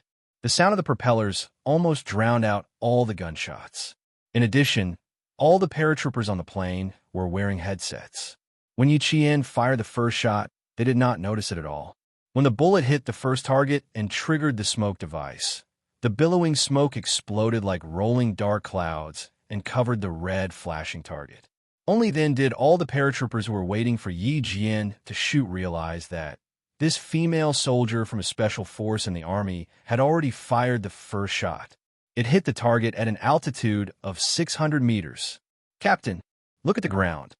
Xiao Tu, who had been staring at the ground, shouted.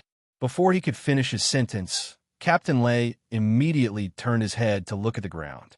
Sitting opposite Yi Qian, he did not see Yi Qian fire the first shot. All he saw was thick smoke rolling up from the high altitude. Chapter 4981. She fired. What did she fire? Why didn't he notice it at all? Captain Lei was so shocked that his eyes almost popped out. She tried her best to clear her muddled mind and recall when Yi Jian had fired the gun. That's right. After she asked herself if she could do it, she immediately fired the gun after receiving a reply. She didn't adjust her posture or aim.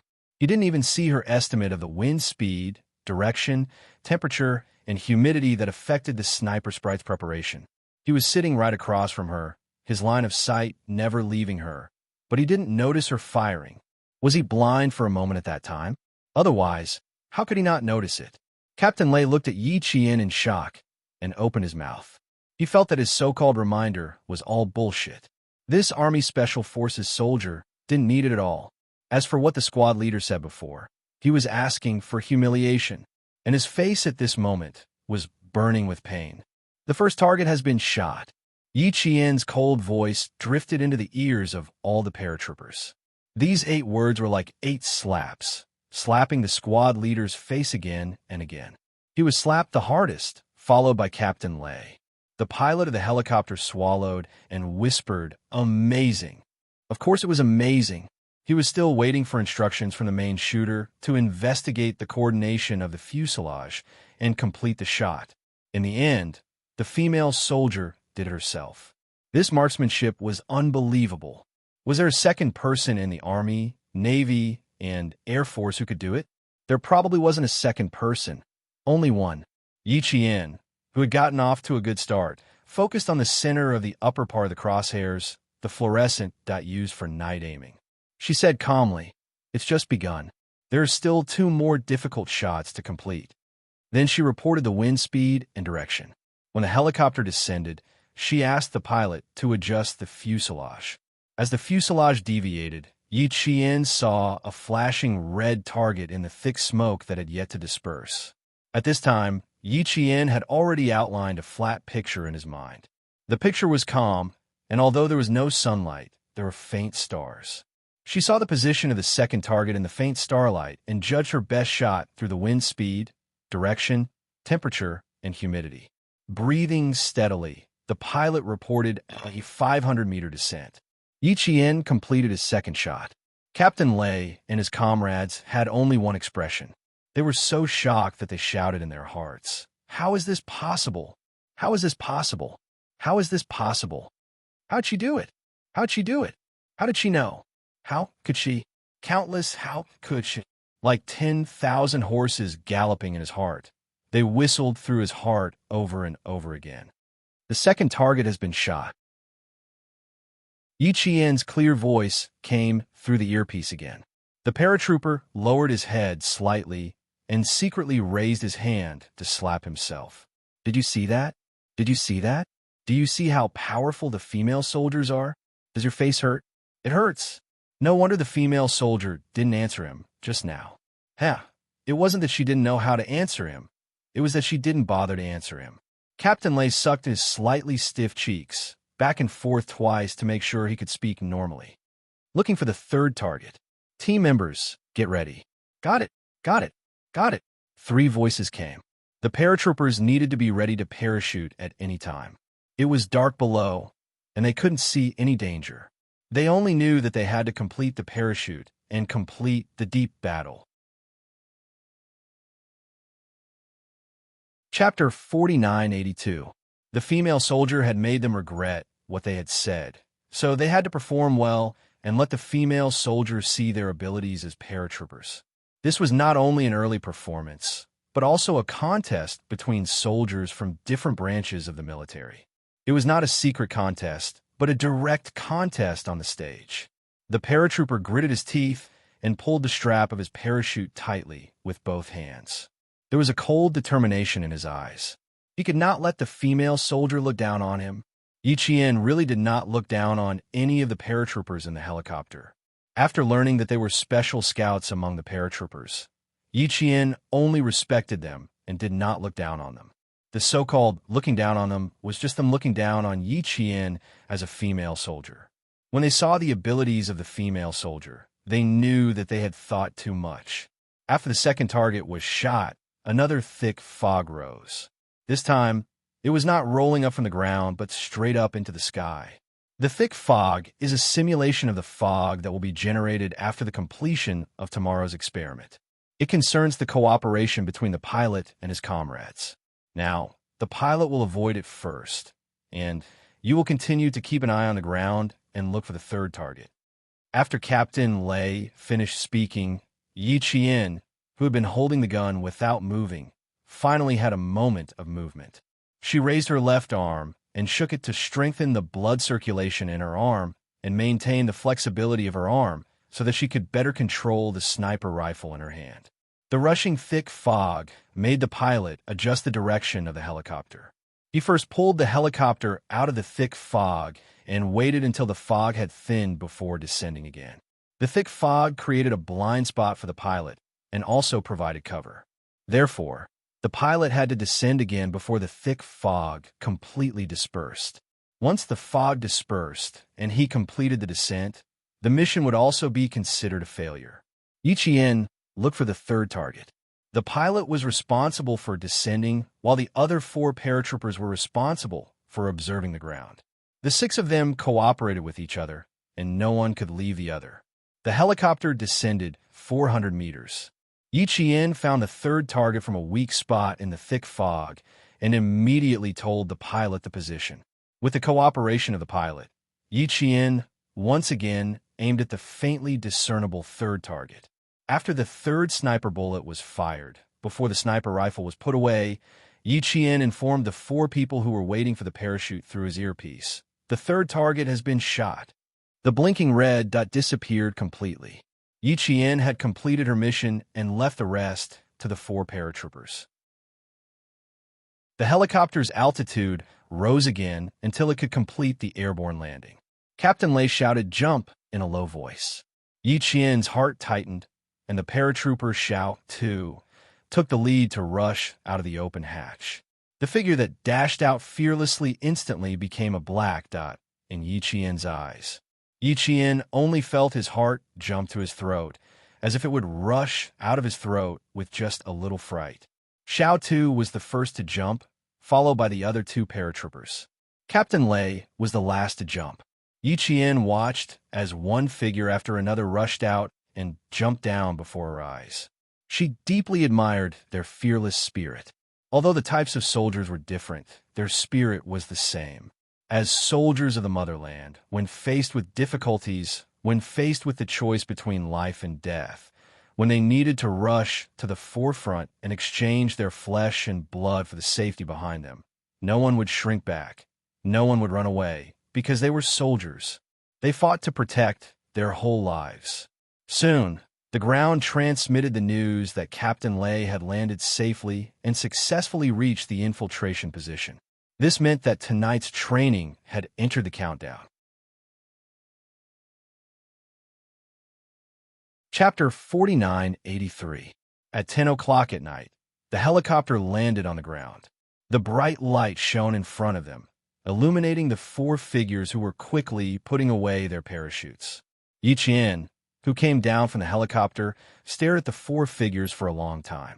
She didn't look away until the pilot in charge of the helicopter walked to her side. Our country's paratroopers usually landed between 400 and 800 meters. The lower the jump, the shorter the time in the air, which was more advantageous to the battle situation and correspondingly higher the risk factor. Just now, Captain Lei and the others had completed the jump at a height of 280 meters. Being able to jump below 300 meters and above 1,000 meters was definitely not the training of ordinary paratroopers. She was also certain that 280 meters was definitely not their lowest altitude jump. Perhaps they could even do it as low as 100 meters. But for a rookie like her who had never jumped before, completing a jump at a height of 280 meters was quite amazing. The drill is over. Aren't you going over? The pilot standing beside Yi Qian asked with a smile. This was a very young pilot who was also a Special Forces scout in Captain Lei's team. He could operate several different types of aircraft, from helicopters to military helicopters. The country needed several years to train a pilot who could operate several different types of aircraft. If an accident happened to a Special Forces scout, the comrades in the team would immediately protect the pilot and retreat. Yi Qian, who stood still, smiled and said, I was shocked by your brilliance. I still need to catch my breath. Yi Qian's eyes were full of admiration as she looked at the figures who had finished organizing the team with their parachutes. She said, Paratroopers are really difficult. Every jump is a life and death jump. If you're afraid of death, don't be a paratrooper. It's really not a slogan. She was full of admiration and emotion, which made the pilot beside her a little embarrassed. It's nothing. Everyone is the same. Your army is also quite dangerous. Like you, the danger you face is definitely many times higher than the danger faced by ordinary soldiers. The missions carried out by the Snowfield Brigade were indeed very dangerous. Perhaps because of her respect for paratroopers, Yi Qian still felt that paratroopers were more dangerous. For example, if the parachute landed on a tree branch, one's feet could neither go up nor down in the air. Once the enemy was alerted, one would be shot as a target, or accidentally landing on a cliff, deep water, swamp, or where the enemy was concentrated. All these unpredictable factors were very likely to happen. And although each mission carried out by the Snowfield Brigade also had unpredictable factors of danger, at least it could be reduced through planning. It's not like the paratroopers, who were full of unknown factors before they landed. The pilot felt that the female soldier next to him was very humble. She was so humble that he felt a little ashamed. He secretly glanced at the female soldier next to him from the corner of his eyes. Seeing that her gaze was still filled with respect when she looked at her comrades, the pilot suddenly thought of how his comrades treated Yi Qian before and suddenly felt a little upset. Their attitude towards the female soldiers was cold and indifferent, but the female soldiers were humble and respectful towards them. The pilot felt even more upset. He pursed his lips and said sincerely, I'm sorry, Yi Qian. I apologize for our narrow-mindedness. Please forgive our ignorance. Yi Qian turned to the pilot and gave him a warm smile. I was a little unhappy at the time, but not because you doubted or were unhappy with me, but because the slight pause made the pilot's heart sink a few times. He stuttered, but what? Chapter 4984. The pilot's nervousness made Yi Qian smile. He sighed and replied, It's your discrimination against female soldiers that made me angry. Did you look down on me because I was a female soldier? The straightforward questioning made the pilot want to find a hole to hide in. His face turned red and embarrassed. Yes, at that time, a little. He was so nervous that half of his tongue was bitten off by a cat. He couldn't even finish a sentence. The pilot's honesty made Yi Qian smile. There are many female soldiers who are quite good. You just haven't met them yet. At that time, I was angry because you discriminated against the female soldiers. I wanted to return the favor to you. The pilot, who was sweating profusely, cleared his throat and said, You returned the favor. You returned the favor when you fired the first shot. We didn't expect you to shoot suddenly. You even fired before we descended. You were fast and accurate. We didn't even know when you fired. I wasn't the only one who didn't know when you fired. Captain Lei and my comrades were all stunned. Yi Qian, are you the best sniper in your team? This concerned the reputation of the Snowfield Brigade. Even if the other party didn't know about the existence of the Snowfield Brigade, Yi Qian had a nod and say, Our comrades in the team are all very good. Everyone has their own specialties. They will cooperate with each other as well as you and complete every mission with outstanding results. All of them were as good as the female soldier in front of him. The pilot's eyes were filled with yearning. You're so good. I wonder if I'll have the chance to experience it. I think so. I used to yearn for you paratroopers. I've always wanted to see how good paratroopers are. Look, the opportunity came just like that. I didn't even have time to prepare. If you still want to prepare, then we'll be even more ashamed. We're really sorry about tonight. Don't take it to heart. We won't make the same mistake again. Your wonderful paratroopers have already extinguished the anger in my heart. I didn't take it to heart. What's done is done. I think you won't look down on female soldiers when you see them in the future." The pilot, whose face was so red that it was burning, waved his hand. I'm sorry. With this lesson, we won't dare to look down on female soldiers again." What really angered Yichien was their discrimination against her. However, she had already retaliated with all her might. Needless to say, she believed that the male soldiers who discriminated against her were feeling terrible right now. When they saw her later, they would probably be so embarrassed that they wouldn't even know where to look. On the other side, Captain Lei said coldly to his comrade, "Xiao Tu, when you see Yichien later, you better be polite. She's just following orders from above." I didn't criticize you in front of Yichien just now because I didn't want to make things difficult for you in front of the army. Don't be so arrogant. Do you really think she's easy to bully? Did you see her sniping skills? Do you think Big Head is as good as her? If you don't, then shut up and stop picking on her. Do you understand? In order to prevent Xiao Tu from continuing to pick on Yichien in the next day, Captain Lei took this opportunity to warn the soldier to prevent him from talking nonsense again. The other two soldiers were the same. They were all warned by Captain Lei. Captain Lei himself also reflected on himself. If it wasn't for him, as the captain, not having the right attitude, the soldiers under him wouldn't have followed suit and criticized themselves first. Chapter 4985. The truth was just as Yichien thought. When the paratrooper saw Yichien, he was so embarrassed that he didn't know where to look. After apologizing for what he had done, he closed his eyes and said with an expression that said, "Come on, if you want to kill me, I won't fight back. Wasn't it just a beating and a scolding? I'll just close my eyes and grit my teeth." He faced it so resolutely that Yichien was speechless. Strict military discipline, dignified conduct, abide by public order, respect for social ethics. Have you forgotten all of that? Or is it that you don't like me and want to use another method to get back at me after slapping your face? Beating and scolding? I'm sorry, I've always abided by the rules. I can recite the 3 main disciplines and the 8 points of caution. Kill me, cut me. Could it be that I'm not clear-headed after parachuting just now? When the paratrooper heard this, he panicked. Aye. Why are you like this? Aye. You. The more anxious he was, the more he couldn't say a complete sentence. Captain Lei, whose mouth was twitching, couldn't take it anymore. He kicked the paratrooper's butt, causing the paratrooper to stumble and fall straight towards Yichien. Yichien, who had quick reflexes, quickly dodged. The 2 paratroopers behind Captain Lei had already chosen to look up at the sky at the same time. Really, they were too ashamed to look. Their captain didn't even kick the other party when he kicked, which was already embarrassing enough. In the end, he had to throw himself at him after failing to apologize. They were so embarrassed that they wanted to explode on the spot. Their reputation was shattered into pieces, and they couldn't even hold it up.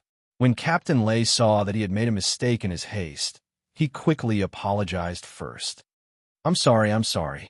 Seeing him like that, my heart is burning with anger. The paratrooper didn't mean anything else. He really sincerely apologized to you, but he's clumsy and doesn't know how to speak. We also keep the 3 main disciplines and the 8 points of caution in our hearts at all times. How can we knowingly break the law? We didn't mean to deliberately target you. It was getting more and more complicated. Damn it. He felt like his head was about to explode. Even an apology was problematic. Of course, Yichien knew that Xiao Tu did not have any other intentions. It was even more impossible for him to intentionally make her make a mistake. She was a female soldier, so she was petty. She had been bullied by Xiao Tu before, and now she was just asking for some interest. Yichien, who had always been open-minded, also had a taboo. Did he look down on female soldiers?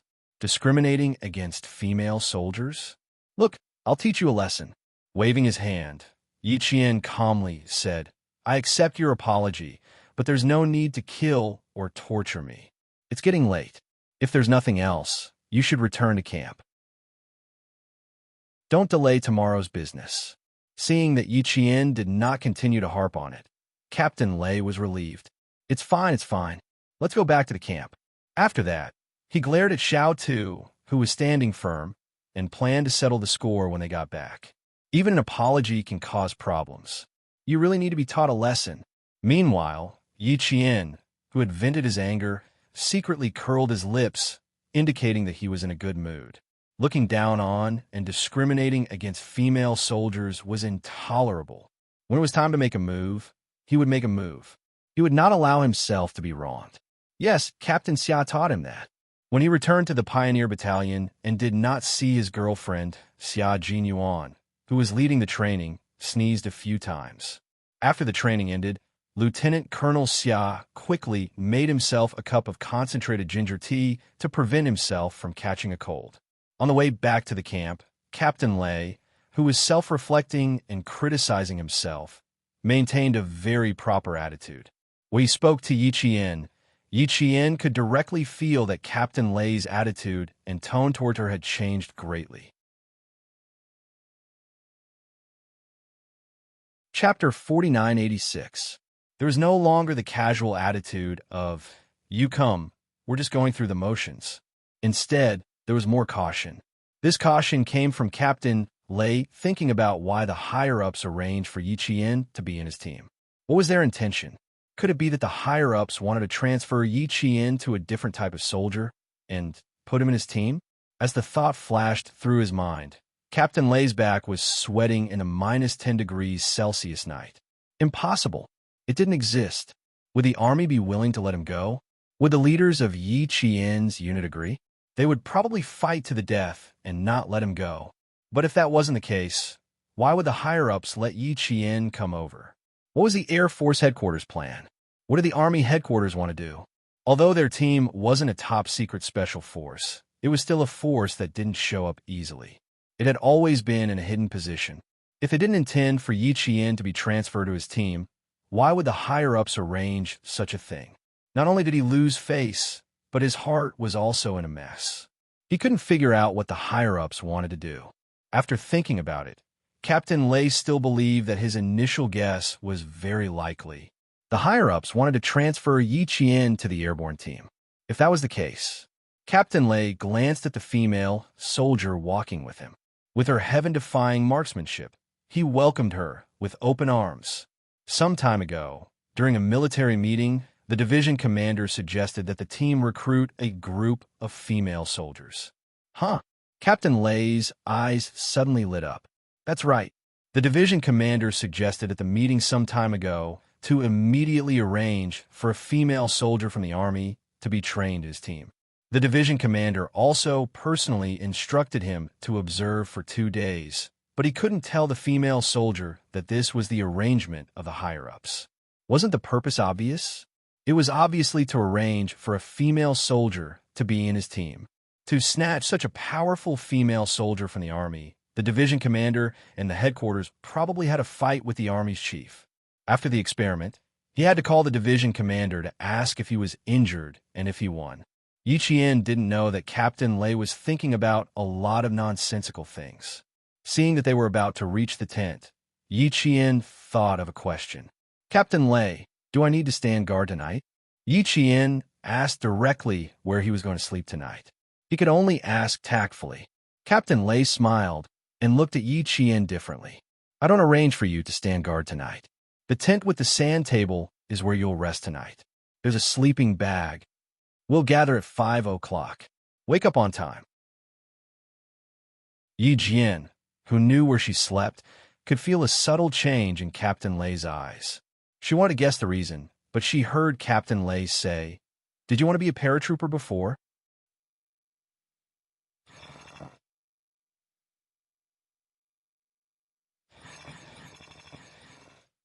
Yi Jian's answer made Captain Lei's heart tighten. No wonder the division commander said not to tell the female soldiers that it was arranged by the higher-ups. Seeing that Captain Lei was still standing, Yi Qian felt more and more strange. She already felt strange about today's and tomorrow's arrangements. Now, Captain Lei's questions increased the doubts in Yi Qian's heart. After thinking of a certain point, the alarm bells in her heart rang. She said seriously, I'm looking forward to being a paratrooper because I think it's very powerful. But I still like the Army. I like the feeling of being down to earth. Also, I'm afraid of heights. She was afraid of heights. Captain Lay, who left, couldn't believe it. At the same time, he understood more about his division commander's good intentions. In order to get the female soldiers into their paratroopers, division commander, you've worked hard. Chapter 4987. Captain Lei completely misunderstood and thought he saw the truth. Yi Qian was full of doubts. She went back to her tent and got into her sleeping bag, listening to the Gobi wind and sand. Although her eyes were closed, her heart didn't stop for a moment. Her brain was also working quickly. She thought for a long time, but still couldn't figure out why the higher-ups arranged this. She ran to the Air Force from the Army and had several elite paratroopers accompany her to a drill. It was called a drill, but it was more like a test for her. Why did they want to ask paratroopers to test her? Don't they think it's weird for an army to be tested by a few paratroopers?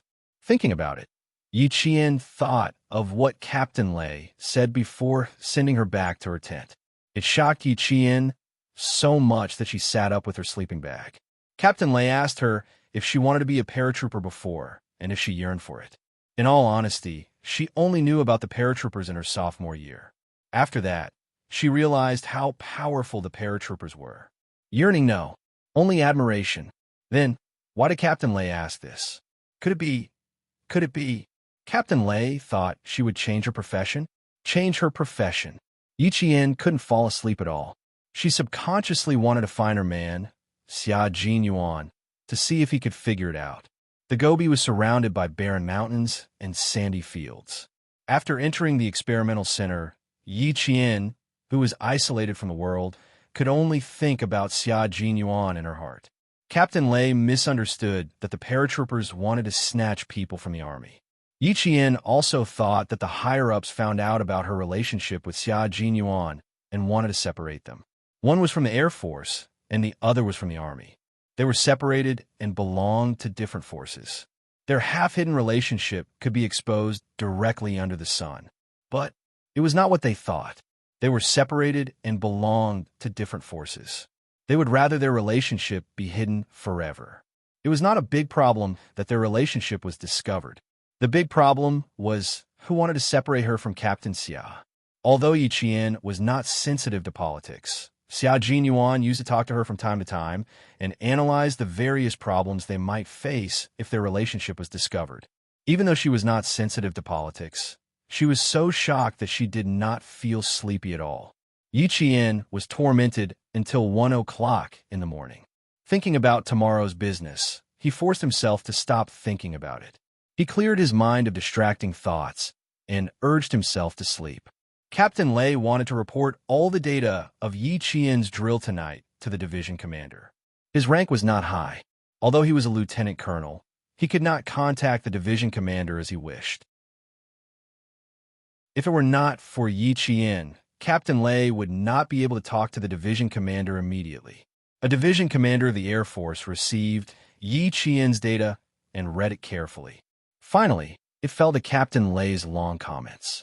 The division commander's eyes moved slightly, and his fingers rubbed the paper as if he was thinking about something.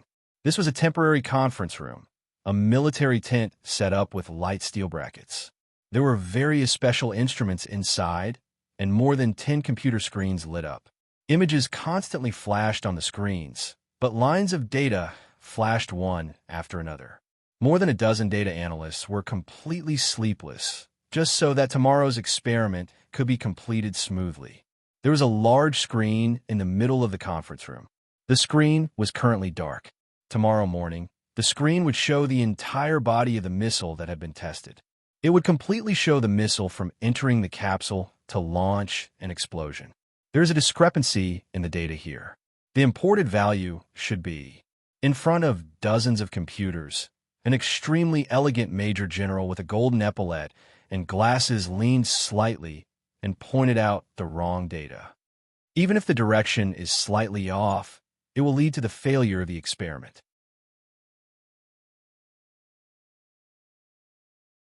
Chapter 4988. The data analyst in the base quickly regenerated the password and checked it again. When he saw that there was really a discrepancy in the value, he quickly corrected the value. The major general who was standing next to him nodded and patted the shoulder of the data analyst. He then turned around and walked to the next computer. Fu Gong hasn't slept for 3 days and 3 nights.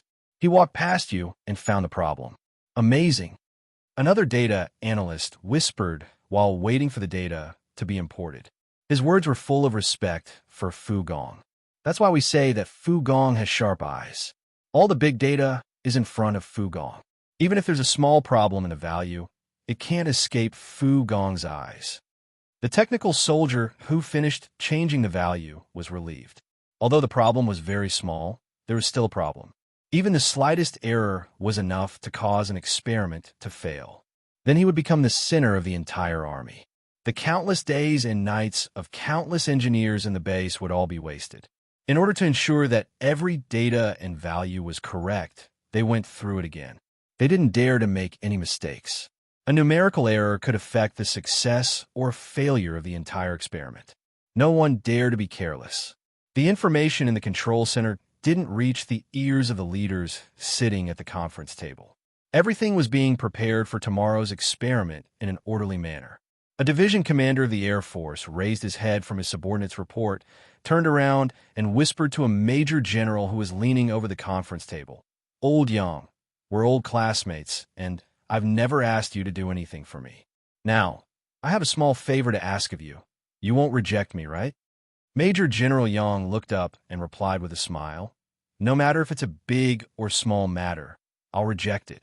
His gaze fell on a piece of paper that was not completely hidden. He tapped the tip of his pen and said, "Old Kong, do you think I don't know what you're thinking? Xiaoyi is a talent in our army. We've trained her for many years. Now that she's a talent, do you think I'll give her to you? Xiaoyi's data is out, right? Let me see. I really don't want to show it to him." Division Commander Kong really didn't want to show it to him. He hit it well and said, "What data of Xiaoyi? No, you do what you need to do. I'll go out and get some fresh air and sleep." He didn't expect the army to put such a talent in his airborne unit. What was the saying again? Well, if she came, she was his soldier. Since he had already sent her here, how could he send her back? Did he think that the airborne team wasn't in? Division Commander Kong, who cherished talent and wanted to snatch them away, decided not to let them go. He even planned to have a chat with Commander-in-Chief Xia. There were a lot of talented people in the army, and although there were also a lot of talented people in the Air Force, there were not many female paratroopers. He had to fight for it. If he really couldn't fight for it, he would have to reluctantly let her go. After saying that, Division Commander Kong got up and thought about a lot of things. Major General Yang, who was sitting still, was shocked by the shameless behavior of his former junior high school classmate. He got up, and Major General Yang also got up. It was not convenient to talk in the tent, so they had to talk outside. Division Commander Kong, who wanted to act alone, saw Major General Yang and quickly pushed him into the room. "Go, go, go. What are you doing out here? Are you still playing surveillance? What are you doing here? Go in, go in. You can come out when I come back." Old Kong, everyone says that you, the commander of the Air Force, are a scoundrel. In the past, I still defended you because we were old classmates, but now it seems that you were not wronged. Chapter 4989. Major General Yang, who was pushed in, was not angry. It was not the first time he had encountered such a thing. 2 years ago, the Navy also wanted to detain people. But what happened later? If that was the case, it would not be the Army Yiqian now, but the Navy Yiqian. Division Commander Kong was flexible and did not care about his old classmates' words. In order to keep people, he was always willing to go all out. "What rascal? I don't understand what you're saying. Hurry up and go in. Don't delay me." He pushed Major General Yang into the tent again and hurried out to find Commander-in-Chief Xia. Although the focus of this experiment was air defense, it was mainly for the Air Force. However, the Army also had its own aviation regiment, so the Army naturally attached great importance to it. Therefore, except for the Navy's chief, the Air Force and the Army's chief were all present. Commander-in-Chief Xia was originally still in the tent. Because of his severe cold, he was slightly better and was asked to go back to rest in advance by the guard around him. As a result, although he was not in the tent, he still did not rest. The Air Force commander walked over with familiarity. Commander-in-Chief Xia was drinking medicine under the supervision of the guards. Before the medicine was finished, Division Commander Kong walked in. This place belonged to the Experiment Command Center. It was about 3 kilometers away from the experiment center and even farther away from the explosion site. The closest to the explosion site was Captain Lei and the others. In the middle of the night, Division Commander Kong did not beat around the bush and directly stated his purpose. Commander-in-Chief Xia handed the white pill in his hand to the guard inside. The Air Force Command asked to borrow people from my side, and I did. It was to your liking. If it was not to your liking, I don't think you would have come tonight. I won't say much. If you want to borrow people, I'll lend them. Now you don't want to return what you borrowed, and you still want to keep the people who borrowed it. Old Kong, do you think your reputation is not big enough that even the Air Force can't tolerate it? Do you want to spread it to the Army? Commander-in-Chief Xia was better at talking than Major General Yang. Division Commander Kong also felt that he was not being very kind at the beginning. Commander-in-Chief Xia. Division Commander Kong wanted to complain to persuade Commander-in-Chief Xia, but Commander-in-Chief Xia didn't want to listen to him. Division Commander Kong raised his head, but Commander-in-Chief Xia waved his hand to stop him from continuing. You can make a trip to the Air Force headquarters and complain to them. That's where you should be. As the Commander-in-Chief of the Army, I have to listen to you, the Commander of the Air Force, complain. As the saying goes, don't wash your dirty linen in public. You're complaining about the Air Force in front of me. I'm afraid that the next time I meet the chief of your headquarters, they'll glare at me until I'm black and blue. Division Commander Kong rubbed his forehead and sighed in his heart. It was said that the Commander-in-Chief Xia of the Army was an old fox. He looked easy to talk to, but in reality, it was extremely difficult to get any benefits from him. Today, he had seen it for himself. The words, "Don't wash your dirty linen in public," made him speechless. We're the people. If you want to borrow them for 2 days, then so be it. I'll just treat it as a chance for my soldiers to learn from your parachute division commander. You can forget about anything else. Even if you think about it, it's useless. Talent. People are talents if they stay in my team. If they go to your Air Force, no matter how talented they are, they won't be my soldiers. You should rest early and dream less. You're not young anymore. Don't have unrealistic dreams so that it won't harm your body. Division Commander Kong, who came in high spirits, left in defeat. Well, no, he was politely sent back to his tent by Commander-in-Chief Xia. Commander-in-Chief Xia, who couldn't sleep, could finally avoid the guards nagging and openly return to his tent. He also found his future in-law, Chief Engineer Fu, to ask if everything went well.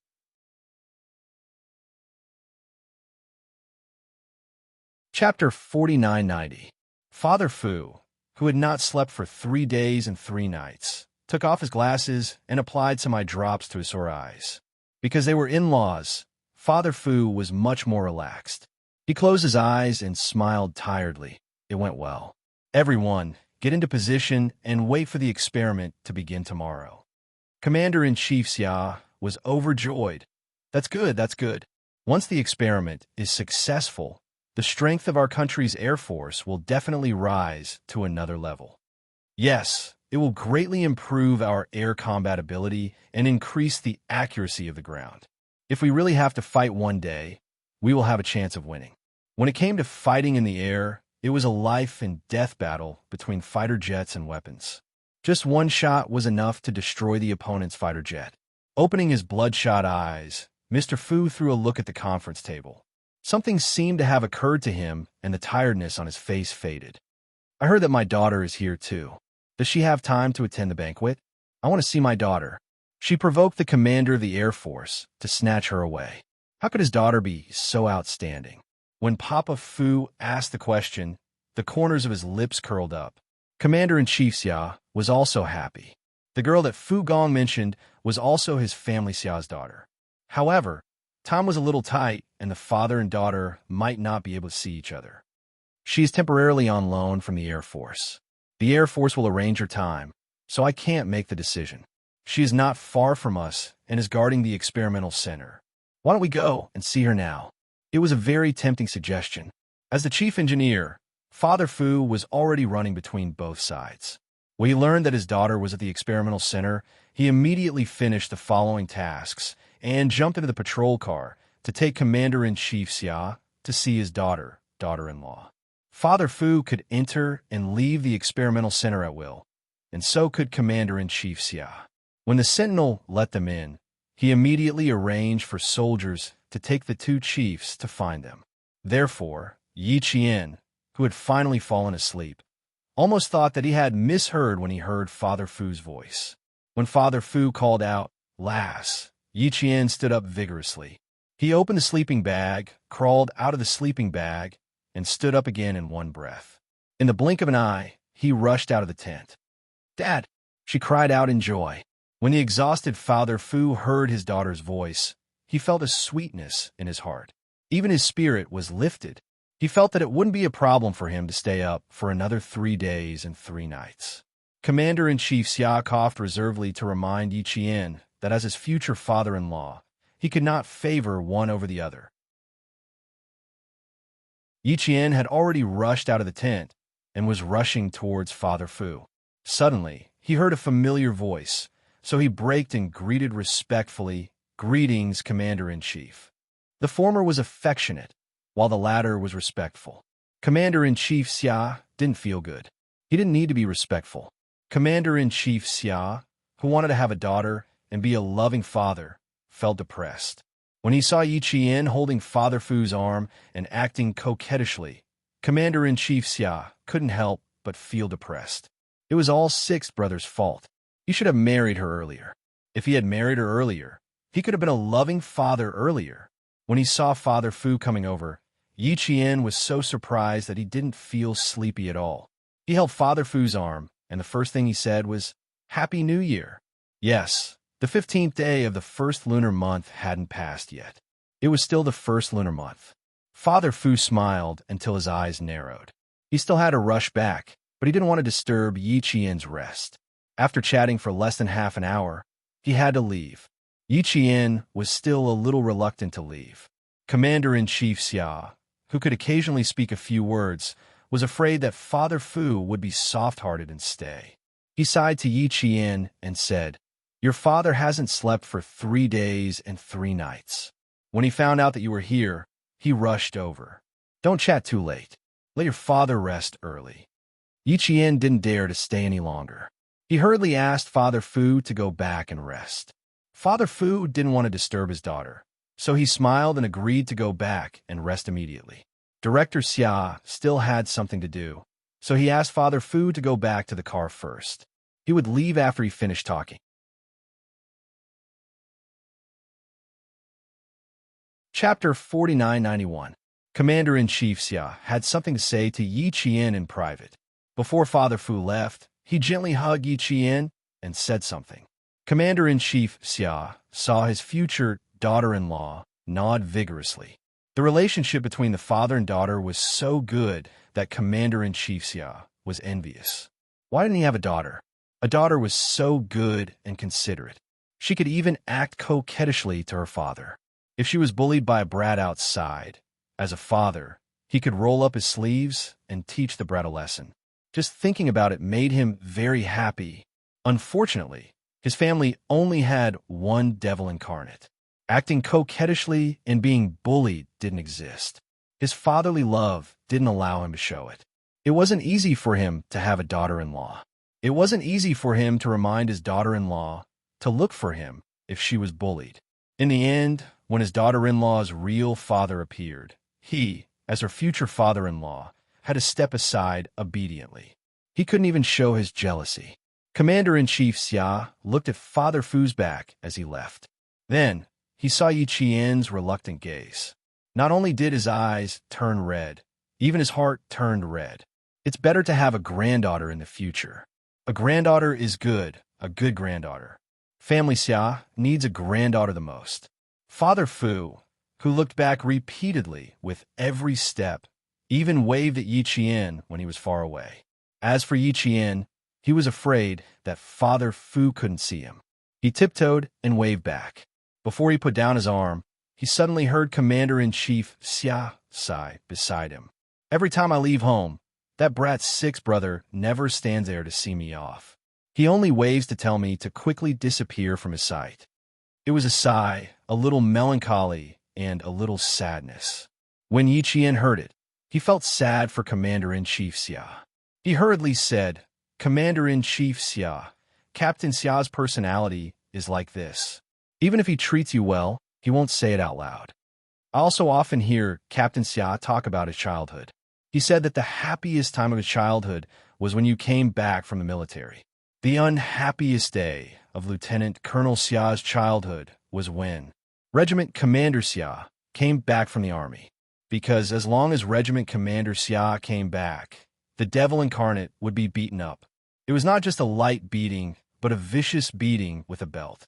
So much so that even now, when Lieutenant Colonel Xia mentioned the past, he still felt a burning pain in his back. He couldn't help but sigh at how the shadow of his childhood had taken up his entire heart. So much so that no matter how great the shadow afterwards was, it couldn't cover up the shadow of his childhood. Commander-in-Chief Xia didn't believe him. "Don't mention him. If you mention Sixth Brother a few more times, I probably won't be able to sleep tonight. Don't speak up for him. I know what he's capable of." "Xiao Yi, you have to remember what Uncle said before. Don't tolerate being bullied by him. You have to tell Uncle. Don't be afraid, okay?" Commander-in-Chief Xia belonged to the category of eunuchs from other families. Other eunuchs would only discipline their sons and not their daughters-in-law. In the face of such a good future father-in-law, Yi Qian felt a lot of pressure. Could it be that in his future father-in-law's eyes, Captain Xia was a bastard who bullied his wife? As his girlfriend, Yi Qian wiped away her boyfriend's tears. Captain Xia didn't have it easy either. He always had a father who liked to slander him. Luckily, his girlfriend was her. If it were someone else, maybe the moment Commander-in-Chief Xia opened his mouth, the person who replaced him would immediately leave. Yi Qian, who was talking to herself, replied respectfully, don't worry. I can still fight now. If Captain Xia really wants to bully me, I'll spar with Captain Xia. If I lose, I'll ask for your support. If I win, I'll ask for your praise." Yi Qian already knew how to make Commander-in-Chief Xia happy after interacting with him for a few years. She had accumulated a wealth of experience. That was, stand on Commander-in-Chief Xia's side and slander her boyfriend together.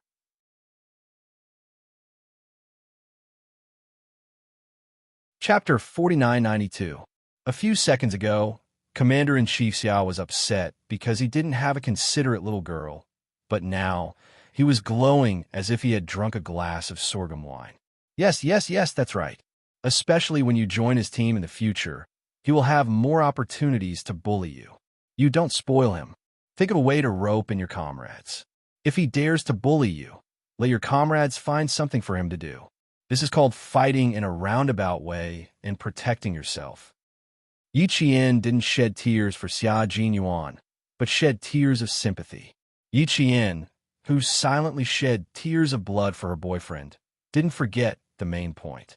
Her eyes moved slightly as she asked, "Commander-in-Chief, I'm still going according to the original plan, right? There are no changes. You just focus on the next 2 months. Whether or not they can form a female Special Forces unit will depend on themselves." Commander-in-Chief Xia reassured Yi Qian. The Air Force also intends to form a female Special Forces unit, but there are many concerns and they haven't implemented it yet. You're only temporarily loaning someone from the Air Force. In a few days, you will return to the Pioneer Battalion. Yi Qian was completely relieved. She knew that she had been overthinking things at night. She wouldn't be discovered, she wouldn't be deliberately used, and she wouldn't be transferred to any branch of the military. It was all her own imagination and worries. But why did the Air Force come to the Army to borrow people? Yi Qian wanted to ask, but she immediately swallowed the words. There must be a reason why the Air Force came to borrow people. Since the higher-ups had been hiding it from her, she wouldn't get an answer even if she pursued it. It would only make her seem impetuous and impatient. The timely pause made Commander-in-Chief Xia smile. The Air Force has their own reasons for borrowing people from the Army. We just have to cooperate. It's getting late. Go back to the tent and rest. Your dad and I should leave too. Don't send us off. The car is just in front. Go back and rest. Yi Qian nodded and obediently went back to the tent. If she didn't go back obediently, she would delay her two fathers' sleep time. It was better to be obedient. Commander-in-Chief Xia got into the car and said to Father Fu, "Brother, I really envy you for having such an obedient daughter like Xiao Yi. I told her not to send me off and to go back to her tent to rest, and she really did. If it were old Sixth, he would definitely go against me. In the future, when the couple has children, the granddaughter's surname will be Xia and the grandson's surname will be Fu. What do you think?" Although Father Fu valued his son as much as his daughter, seeing Commander-in-Chief Xia dislike his son so much, Father Fu was a little puzzled. That's something that will happen many years later. Let's talk about it later. There were too many unpredictable variables in the future. It didn't matter if he succeeded or not now. He had to wait until he reached that step. I'm not joking. Now you should know what I'm talking about. If you don't believe me, how about this? I'll let old Sixth marry into the Fu family. Commander-in-Chief Xia, who despised his son to the point of marrying him off, once again said something shocking. Father Fu turned his head and asked the accompanying bodyguard, "Do you have cold medicine?"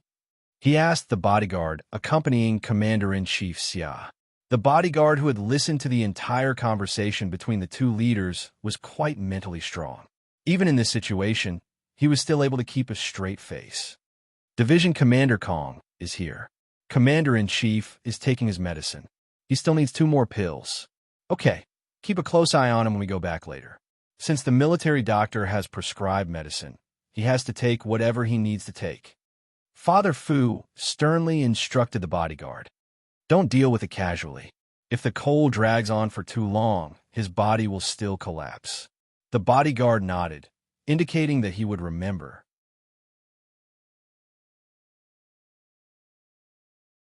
Chapter 4993. As for the meaning behind Father Fu's words, the guard said that he really didn't understand. He only understood that the chief was very concerned about the commander-in-chief's health and specifically told him to take good care of the commander-in-chief and remember to take medicine on time. If he didn't take medicine, the cold wouldn't get better and might even get worse. Commander-in-Chief Xia felt that his future in-law didn't trust him and didn't take his word seriously. Well, when the time came, he would naturally know that he was not joking. Could Father Fu take it seriously? How could he take it seriously?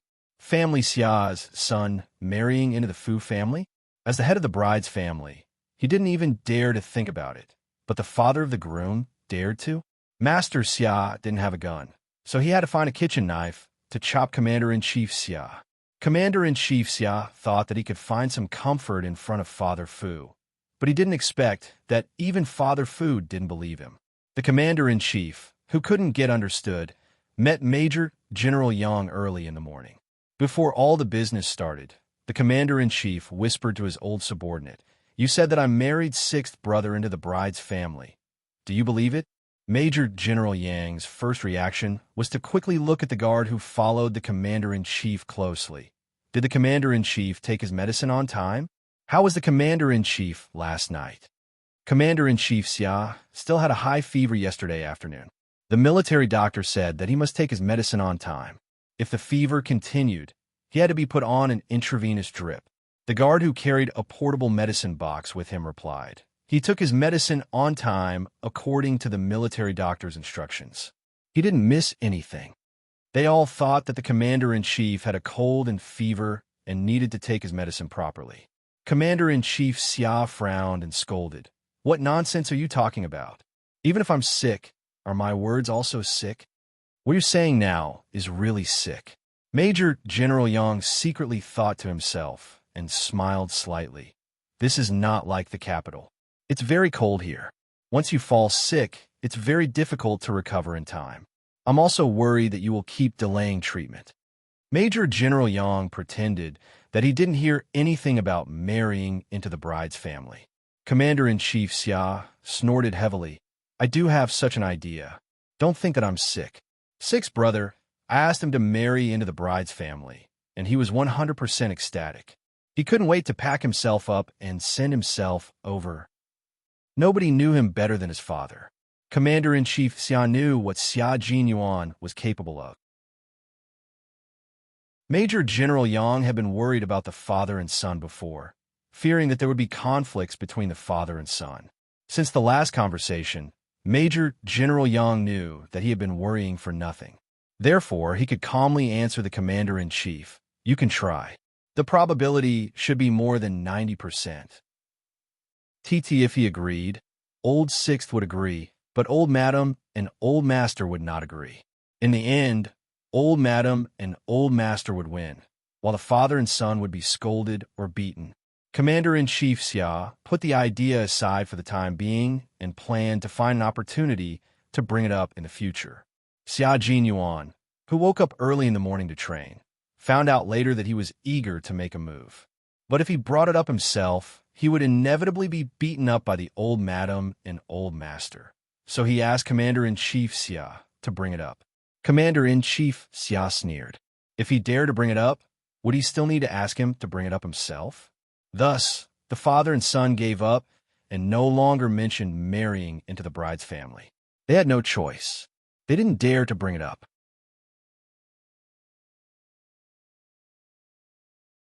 Chapter 4994. Yi Qian, who took off with the airborne troops, did not know that Xia Jinyuan had almost married into the Fu family. She had been holding the sniper rifle that she had practiced with last night. Together with the airborne troops, she looked down at the Gobi Desert that had experienced the vicissitudes of life. The weather was quite good today. The sun had not yet risen. The sky was as clear as a mirror, and the cold wind that blew over was still dry and chilly. Hidden in the distance were snowy mountains that towered into the sky.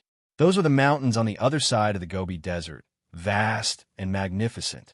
The picturesque landscape was crisscrossing, and one would not feel tired after looking at it for a long time. From time to time, the pilot's voice came from the headset, telling the comrades on the plane the altitude, wind speed, latitude, and latitude. They were now on air patrol. Once they found anything suspicious on the ground, they would immediately report it to the ground and deal with it in time. Wild camels were the most abundant in the Gobi Desert. The airborne troops had to report to the ground in time if they found any traces of wild camels. Once they found the camels were equipped with trackers for research and protection, they would immediately implement interference. Yi Qian, who was participating in this kind of confidential experiment for the first time, focused on the ground through the scope and followed the airborne troops until the afternoon. During this time, they also passed by the area that Yi Qian was responsible for cleaning and guarding yesterday. The military helicopter did not fly too far. She could even see the desert camouflage patterns on the tents. The experiment entered the countdown. All parties were ready and waiting for Chief Engineer Fu Yuxing's order. 10, 9, 8, 7. Father Fu's calm and serious countdown came from the headset. Yi Qian slightly pursed her lips, and her fingers slowly and gently pressed on the trigger. She was not nervous, just calm and waiting for orders.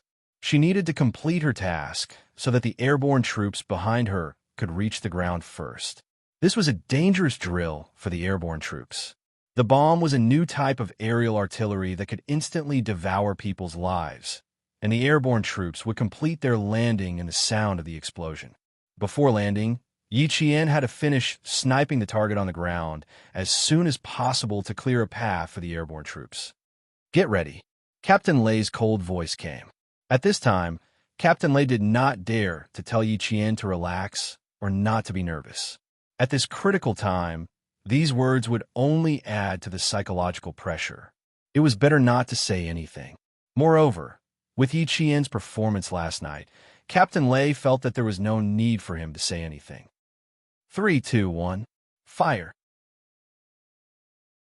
Just as Father Fu's voice trailed off, a large object suddenly shot into the sky from somewhere in the Gobi Desert, dragging a long fiery tail behind it. Countless technicians in the Central Control Center operated their keyboards and various instruments, analyzing data one after another, including oxygen, pressure, air pressure, and a series of data changes were all displayed in a timely manner. Everyone was staring at the big screen, staring at the huge object that was rising into the air in a parabola with a fiery tail. They held their breaths and didn't even blink. Yi Qian, who was sitting high up in the sky, saw a fire dragon that seemed capable of destroying heaven and earth suddenly soar into the sky from within the mountain range. She felt a stinging pain in her eyes as it swept across the sky, heading straight for its target. Follow up. Before the fire disappeared from his eyes, Captain Lei's order was issued again, and 3 military helicopters chased after Huawei like heroes dying for justice. Airborne troops, get ready. Keep up with Finjin. Keep up with them. Roger, roger. The military helicopter followed closely behind with a rumbling sound. It followed in a progressive manner, maintaining the largest safe distance from the beginning. The drill needed to be carried out, and at the same time, safety also needed to be guaranteed.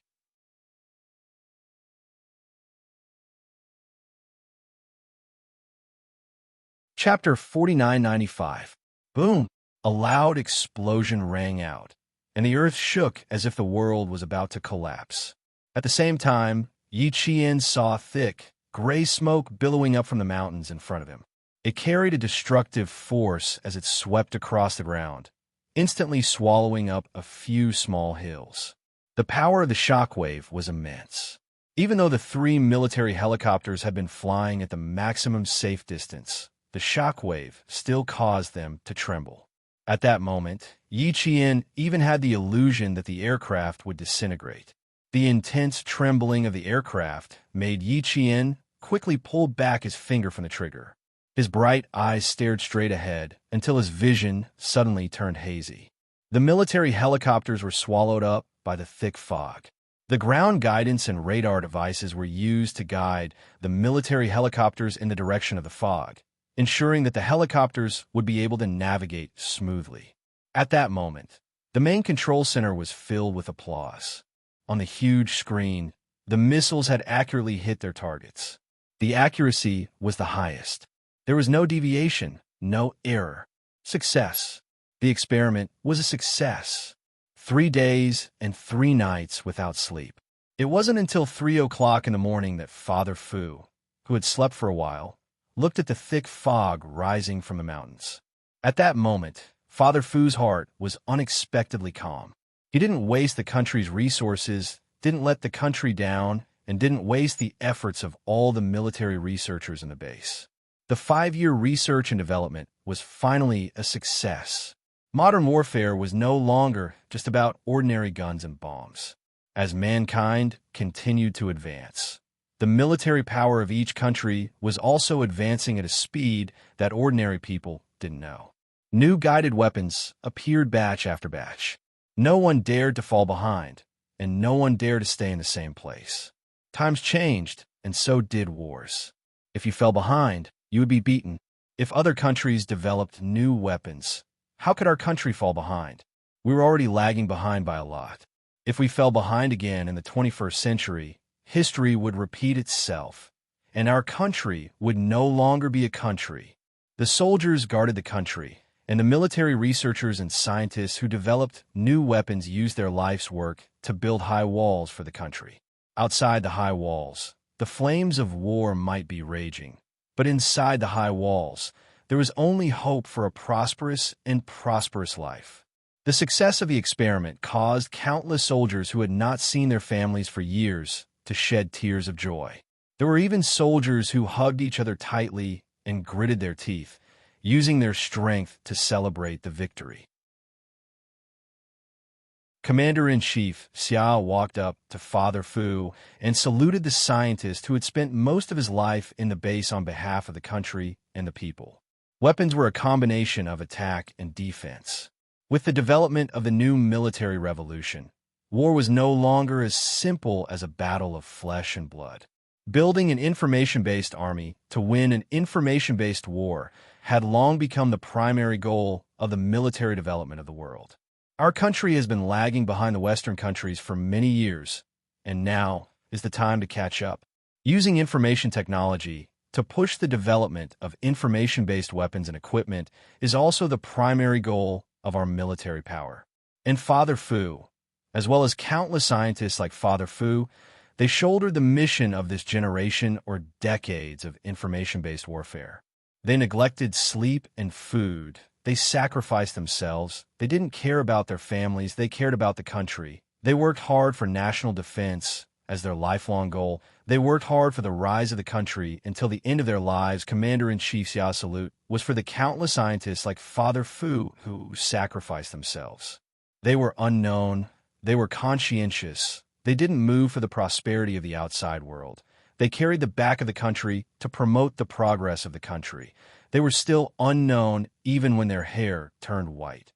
This salute was for the country's heroes.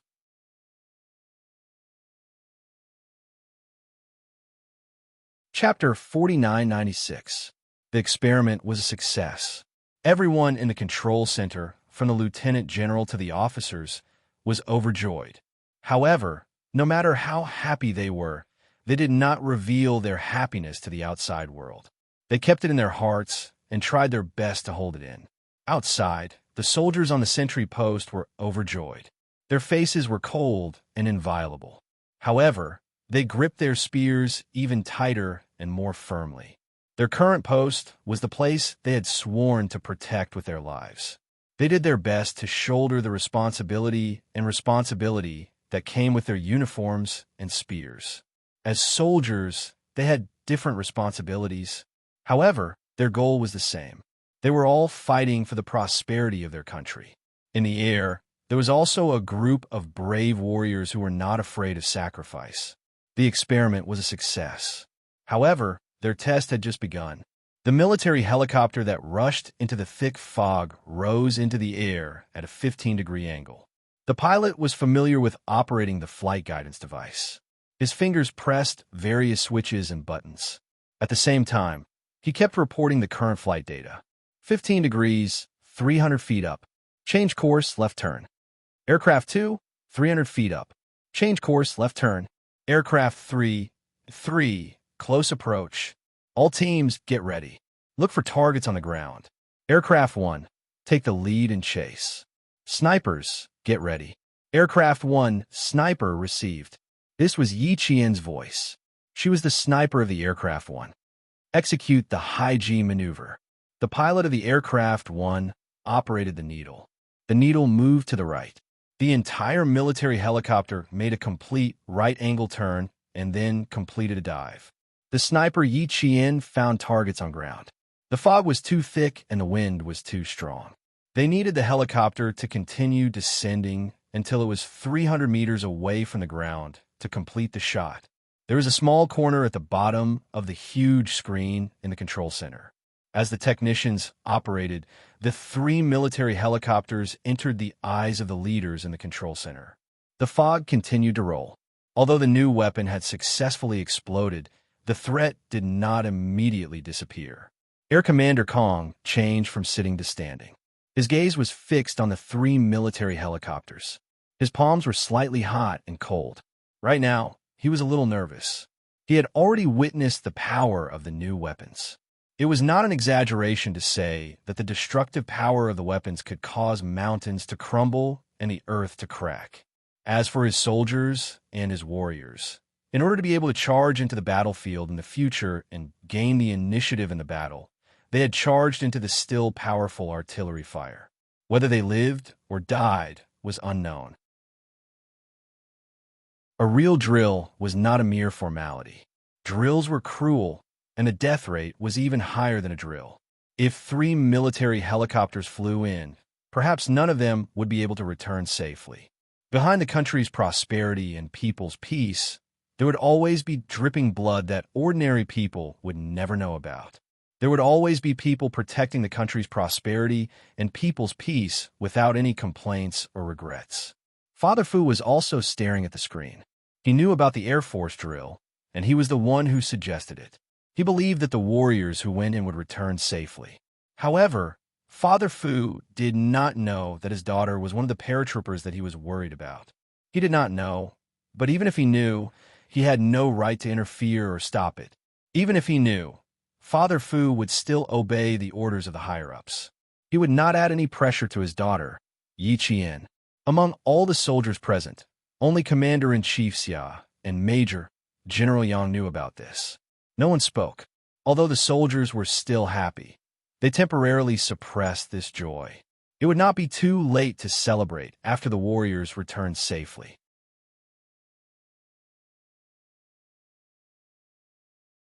Chapter 4997. Commander-in-Chief Xia stared at the screen coldly.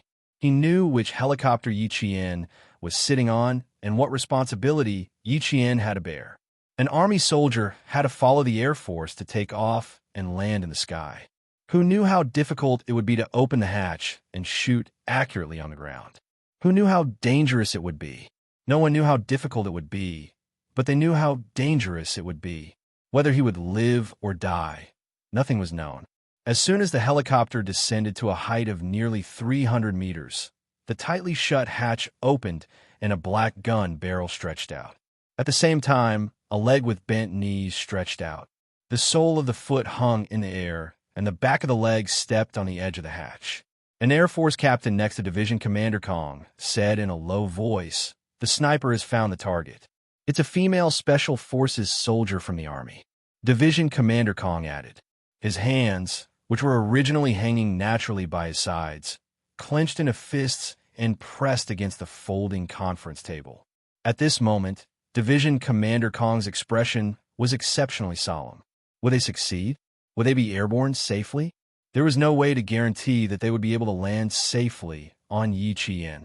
She could only guarantee that she would hit the target and clear a path for the airborne soldiers. She aimed at the target and pulled the trigger with her slender fingers wearing a pair of combat gloves. In the cold wind, the bullet left a small trail of fire as it pierced through the air towards the target on the ground with a sharp lethality. The air was compressed, and the bullet cut a path through the thick fog. Even though the fog had not dissipated and the target on the ground was faintly discernible, the bullet hit the target as if it had grown eyes. A computer in the Central Control Center emitted a rapid beeping sound. The young officer guarding the computer reported the current situation. The sniper has successfully hit the target on the ground. All radar jamming devices have been activated. All radar jamming devices were activated. Division Commander Kong's hands, which had been pressed against the table, began to show green veins on the back of his hands. His gaze became increasingly cold. With a long beep, the radar jamming devices were activated. The three helicopters lost their radars as if they had lost their eyes. They had relied on the experience of the pilots to complete the drill. The fuselage trembled from the impact of the airwave. Chief Commander Xia clenched his fists tightly. His expression was even colder than Division Commander Kong's. On the plane, there was a female Special Forces soldier who had been trained by the Army for 8 years. Nothing could happen to her. Absolutely nothing. Major General Yang's throat tightened as he stared intently. When he saw the military helicopter tremble, Major General Yang's throat trembled slightly. When he saw that the military helicopter was stable, he let out a sigh of relief. This drill really worried Major General Yang more than any other drill. How could he not be worried when the Army went to the Air Force formation? Yi Qian, who was born in the Army, would definitely not be able to escape in the air as a soldier who fought on land alongside a group of paratroopers who fought in the air. On the other hand, this training exercise was indeed a great opportunity for Yi Qian. She had strong acceptance and outstanding personal ability. When she went to the Navy for training, Commander Dong of the Navy did not want to let her go because of her outstanding performance. Now, Division Commander Kong had also taken a fancy to Yi Qian's personal ability and wanted to keep her.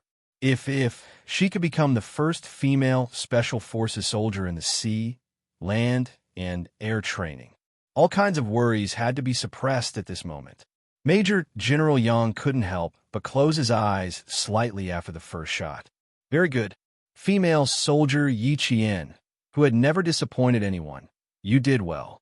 Father Fu had unknowingly walked to Commander-in-Chief Xia's side. He stared at the military helicopter that had returned to the air on the screen. His voice was a little cold as he asked, "The one who shot just now was my daughter, right?"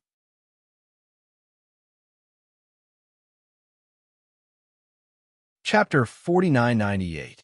She asked with certainty. She asked with certainty. The problem was, the puzzled commander-in-chief, Xia, turned his head and asked, "Why are you so sure?" Father Fu's eyes were fixed on the screen. His face was tense, and his eyes were filled with fatherly love. "She's my daughter. Of course I recognize her. It's indeed Xiao Yi. You can recognize her even if she shows her knees. Brother Fu, you scientific researchers have a pair of eyes that are good at discovering details, right?" Commander-in-Chief Xia didn't hide anything. He didn't hide anything from Father Fu. Last night, he brought Father Fu to see Xiao Yi, but he didn't tell Father Fu exactly what he needed Xiao Yi to do. Why did she go to the Air Force when she's from the Army? Father Fu frowned and looked straight at Commander-in-Chief Xia. Is there a problem? Both father and daughter had the same reaction, as if they had discussed it before. Commander-in-Chief Xia smiled and said, "There's no problem. It's an opportunity for Xiao Yi. She has a bright future and can get opportunities that many soldiers can't even get until they retire. It's all training for her on the path of the military. Jade can't be made without being carved. Xiao Yi is a piece of beautiful jade, and she needs to be carved carefully to emit the beauty of jade. Don't think too much. With me around, Xiao Yi won't have any problems. Moreover, Xiao Yi's personality is extremely stable. She won't let anything happen to herself. Brother Fu, don't you think so?" Seeing that his future in-laws' faces were clouded, he had to quickly coax his future in-laws to be happy. Father Fu was naturally happy that his daughter was being praised. The capable worked more, and the talented were in higher positions. The corresponding responsibilities were also heavier. Father Fu was both happy and distressed. "Sometimes I really hope that her aptitude is a little worse and not so outstanding. Sometimes I hope that she can walk a bright path that she likes. This person is really contradictory." Father Fu shook his head and sighed helplessly, but there was a deep sense of pride in his eyes. That was his daughter. She was outstanding, dared to compete with men, surpassed countless people of the same age, and left many people in the dust. He should be happy to see his daughter become a phoenix. He should be happy. Raising a daughter was different from raising a son. A daughter's parents only hoped that her life would be smooth sailing. They didn't want to be rich, they only wanted to follow their heart. As for a son, he had to be an indomitable husband who could shoulder the burden and protect the safety of the family. Commander-in-Chief Xia had never raised a daughter before, but he had the heart of a father who wanted to raise a daughter. Hearing this, he actually resonated with Father Fu and said emotionally, "Yes, a daughter should be doted on and doted on. We can't let the brats outside steal her away so easily." The most right. Father Fu was the only one who dared to ask this. Even Major General Yang didn't dare to say this. Commander-in-Chief Xia sneered. "If I adopted him, I would have thrown him out long ago. Do you think I would have let him rely on such a good girl like Xiao Yi?" Father Fu didn't know if it was because he didn't sleep well recently, but he suddenly felt a headache. Father Fu rubbed his temples and didn't talk about family Xia. Instead, he continued to talk about his daughter, Yi Qian. He could see that the family Xia and his father's relationship was not something that ordinary people could understand. It was self-contained. No one could imitate it, and probably no one could surpass it.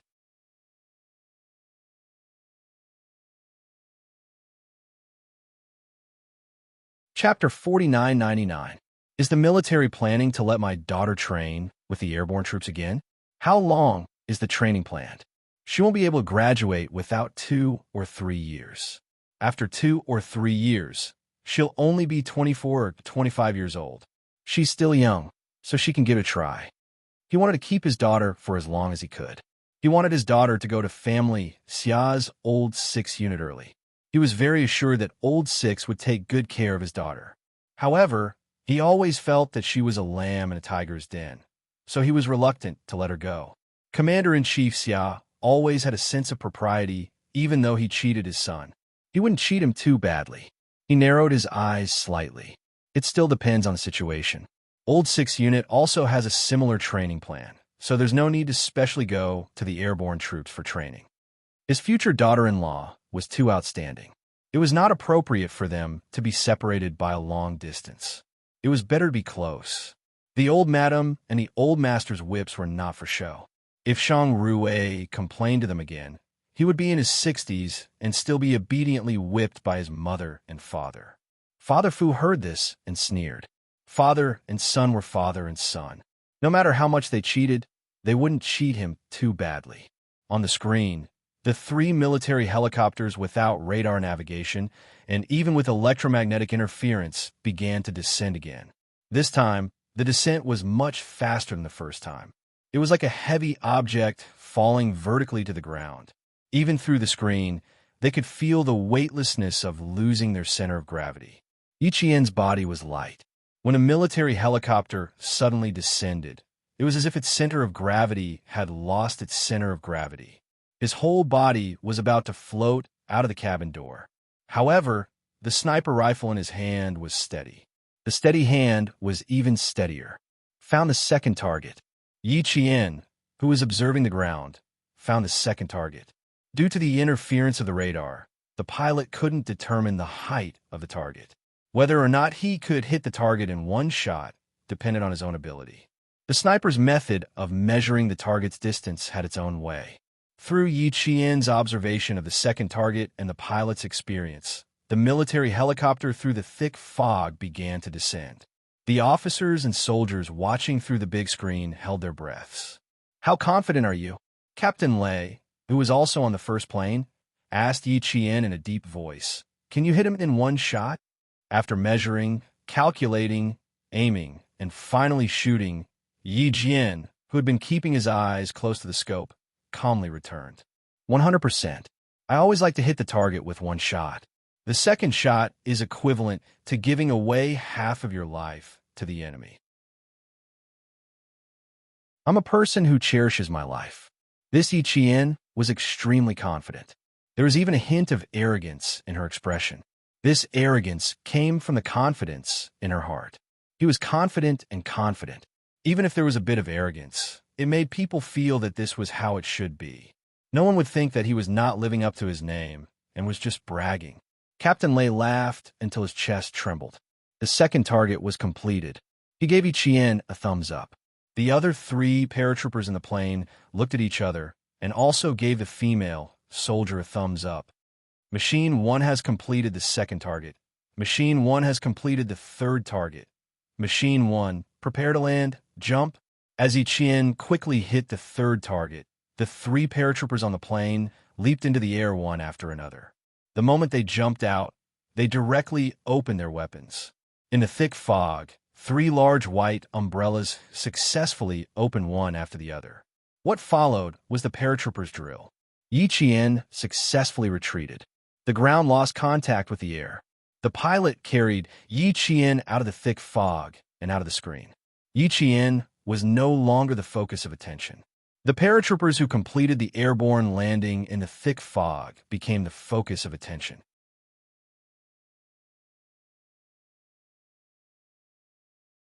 Chapter 5000. Even though Yi Qian had left the screen, her superb sniping won the cheers of the entire audience. She was so outstanding, we soldiers should be like her. Commander-in-Chief Xia and Major General Yang took a deep breath at the same time and slowly loosened their clenched fists. It was finally over. She had returned safely. Father Fu didn't look at the screen anymore and quietly exited the room. The researchers outside were still busy. When they saw Father Fu come out, they greeted him happily. One of the engineers who participated in the design came up and gave Father Fu a big hug. Let's go and take a look at the waste collection. There are a few sets of data that still need to be analyzed. Do you want to go together? Okay, let's go together. Father Fu nodded. The waste collection point was a little far. They had to take a car to get there. Father Fu, who originally wanted to find out where his daughter would land, turned around and went back to work. He put his daughter's current situation aside. That was how researchers were.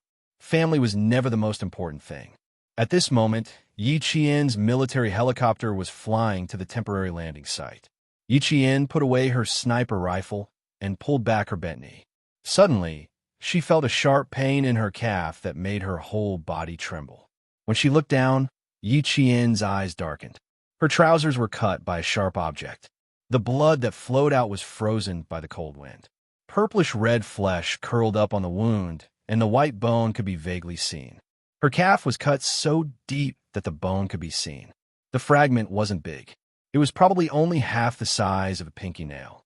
Otherwise, it wouldn't have left such a small and deep wound. Knowing that they were about to land, Yi Qian didn't alert the pilot. When the helicopter landed, Yi Qian, who had been holding back, told the pilot that she was injured and needed the help of the military doctor. The pilot was shocked. Injuries in the air were not minor. He hurriedly jumped from the pilot's seat to the cabin door.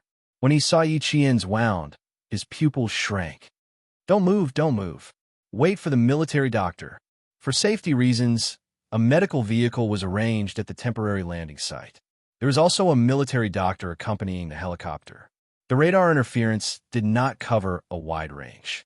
As long as the helicopter flew out of the radar range, it would be able to contact the outside. The pilot immediately contacted the outside. Soon, the wheels of the ambulance rolled up clouds of dust as it sped over. Quick! Her right calf is injured. The wound is about 1 centimeter deep, and you can see the bone. The military doctor came over, and the pilot told him about Yi Qian's injuries again. The military doctor, who was holding a first aid kit, climbed into the cabin like a cat. Yi Qian was injured. The skin and flesh on his calf had been shaved off by a small piece of bone the size of a fingernail. The wound wasn't big, but looked scary. When Commander-in-Chief Xia found out that Yi Qian was injured, his face sank. But when he found out that the situation wasn't too serious, and that even though a small piece of his bone had been shaved off, it wasn't fatal or crippling, and he only needed to rest for about 20 days, his gloomy face gradually improved. Major General Yang immediately said to the Commander-in-Chief, "Don't do something like this again. It's not Yi Qian's specialty. The risk factor is too high. We need to strengthen Yi Qian's aerial training. Her comrades in the team can even sit in fighter jets. She has to do it too." Commander-in-Chief Xia gave the order coldly.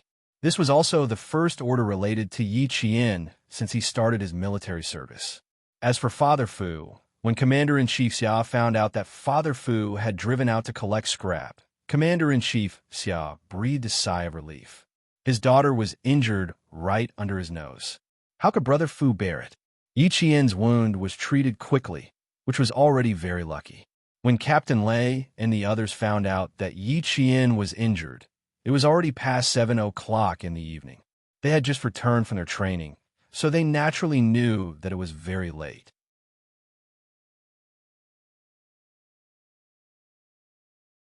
Chapter 5001. When Division Commander Kong found out that Yi Qian was injured, he was even more enthusiastic about visiting Yi Qian than Major General Yang. When he saw Yi Qian, Division Commander Kong first thought to himself, "This girl is really pretty." Then, with a face full of concern, he discreetly pushed Major General Yang to the side. Under Yi Qian's slightly fearful gaze, Division Commander Kong asked with concern, "Other than your leg injury, do you feel any other discomfort? Do you feel any tightness in your chest, shortness of breath, dizziness? Do you feel like vomiting? When you close your eyes, do you feel like there's something heavy on your chest that makes it hard for you to breathe? Don't hold it in. If you feel any discomfort, you must tell us everything. Don't hold it in just because we're here. Major General Yang is here, so don't be afraid. You were injured in our airborne unit. It's our dereliction of duty. If Major General Yang criticizes you, tell me, and I'll talk to him." Major General Yang, who had been pushed to the side, coughed lightly, indicating that he hadn't left yet. Shouldn't he be more careful with his words? Division Commander Kong glanced at Major General Yang and frowned. "Do you want to go out for a walk? If you stand here, she won't be able to say anything about her discomfort. It's better for her to go out." Yi Qian thought silently. Major General Yang was so angry that he left. "It's indeed your dereliction of duty that a soldier from our army was injured in your airborne unit. Even if Xiao Yi feels any discomfort, it's your Air Force's fault. Old Kong, why don't you go look in the mirror?" Look in the mirror and measure how thick your face is. Major General Yang didn't say this out loud because Yi Qian was present, but Division Commander Kong understood what he meant. Yi Qian, who was being cared for by the two chiefs, was suffering from unbearable pain. Unexpectedly, before the two major generals left, Commander-in-Chief Xia also came to show concern for Yi Qian. Commander-in-Chief Xia came to show concern for his daughter-in-law who had a family Xia, not to express his condolences. In the past, Yi Qian was in awe of Commander-in-Chief Xia. Later on, she gradually stopped being in awe of him, only respect. Later on, yes, Commander-in-Chief Xia was the elder she respected. Thus, even though Commander-in-Chief Xia had the highest military rank, Yi Qian's eyes lit up as if he had seen his savior. "Save me, uncle." When Commander-in-Chief Xia came in and received his daughter-in-law's pleading gaze for help, his fatherly heart, which had been feeling restless, was suddenly filled with fighting spirit. He finally had a chance to express his fatherly love. His face sank and his voice turned cold as he chased them away. "The soldiers are injured. If you two want to quarrel, go outside. Don't hit the injured and let them rest." Without giving Major General Yang and Division Commander Kong a chance to explain, he raised his cold voice and asked, "Guards, have you arranged the car?" Well, he didn't give them any face and chased them away. That's not right. He did give them some face and didn't ask the guards to invite them in directly. Major General Yang left after accomplishing his mission. At the same time, he pulled away Division Commander Kong, who still wanted to shamelessly stay behind to comfort Yi Qian. After leaving the medical tent, Major General Yang snorted coldly and said, "Old Kong, don't even think about it. Don't use the excuse of comforting the injured to get close to Xiao Yi. You can't take her away from you. That's not necessarily true. I'll give you the best benefits and transfer arrangements. I'll also give you the best conditions and treatment in the military. Do you think Xiao Yi will be tempted?" Division Commander Kong wouldn't give up so easily. He had to work hard. Besides, he hadn't worked hard yet. Commander-in-Chief Xia, who was chasing them away, said to Yi Qian with a loving expression, "Division Commander Kong isn't even as serious as Major General Yang. Why are you so scared? Did he say something harsh that made you take it to heart?" It wasn't harsh words. It was all good words.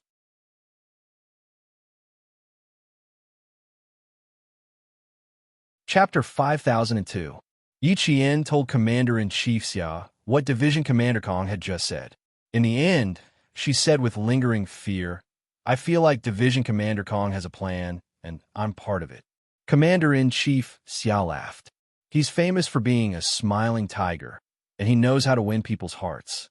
He's really a good person, and he knows how to fight for the soldiers in the division. He said that just to leave a good impression on you, and then trap you step by step to coax you into joining their airborne unit. Last night, he even came to me to ask me to let you go and let you join their airborne unit. I didn't let you go, so he set his sights on you. Yi Qian was dumbfounded when she heard that. The chiefs of the three armies seemed to be very easy to talk to, and they knew how to take care of their soldiers. From Commander Dong of the Navy to Division Commander Kong of the Air Force, they were all very easy to talk to. Of course, all of them were smiling tigers with a deep heart.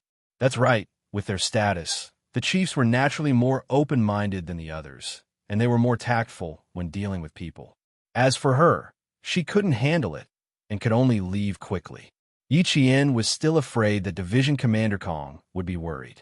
Anyway, she had completed her mission and didn't drag Captain Lei down, so she could leave. Of course, she could leave. Commander-in-Chief Xia would personally send Yi Qian back to the Pioneer Battalion. As for Division Commander Kong, he didn't know at all. Division Commander Kong was still discussing with Captain Lei how to make her stay. One of the paratroopers, the sniper of Mecha No. 2, joked, "Are we going to take her into the air? Why don't we just drive her back to the unit? We'll fly in the sky, and they'll chase us on the ground. They won't be able to catch up even if they want to." It was just a joke, but Division Commander Kong was still very serious about it. Captain Lei was afraid that their division commander who didn't play by the rules would really do that. So he quickly said, "The monk can run away, but the temple can't run away. If Commander-in-Chief Xia gets angry and sends people to block us, Wouldn't that cause internal strife? He glared at his comrade, who was talking nonsense, and told him to shut up. Division Chief Kong thought about it seriously and sighed. I really want to give it a try. Lei Xian is right. The monk can run away, but the temple can't. The idea sounds good, but it's a little dangerous. It won't work with the army chiefs. How about this?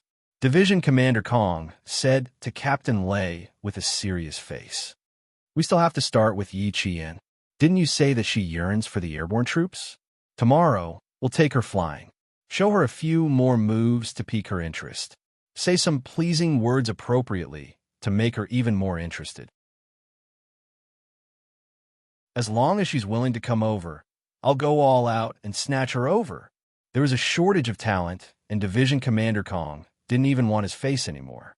The plan was very good, but unfortunately, the main character of the plan had already left. Division Commander Kong brought Captain Lei to visit Yi Qian again. The person who was supposed to be lying in the medical tent was not there. The military doctor said that the person had been gone for more than 2 hours. Division Commander Kong. He was actually a step too late. Division Commander Kong was so angry that he rushed straight to Major General Yang, and then Major General Yang also left. Commander-in-Chief Xia was there, but did Division Commander Kong dare to cause trouble for Commander-in-Chief Xia? Of course not.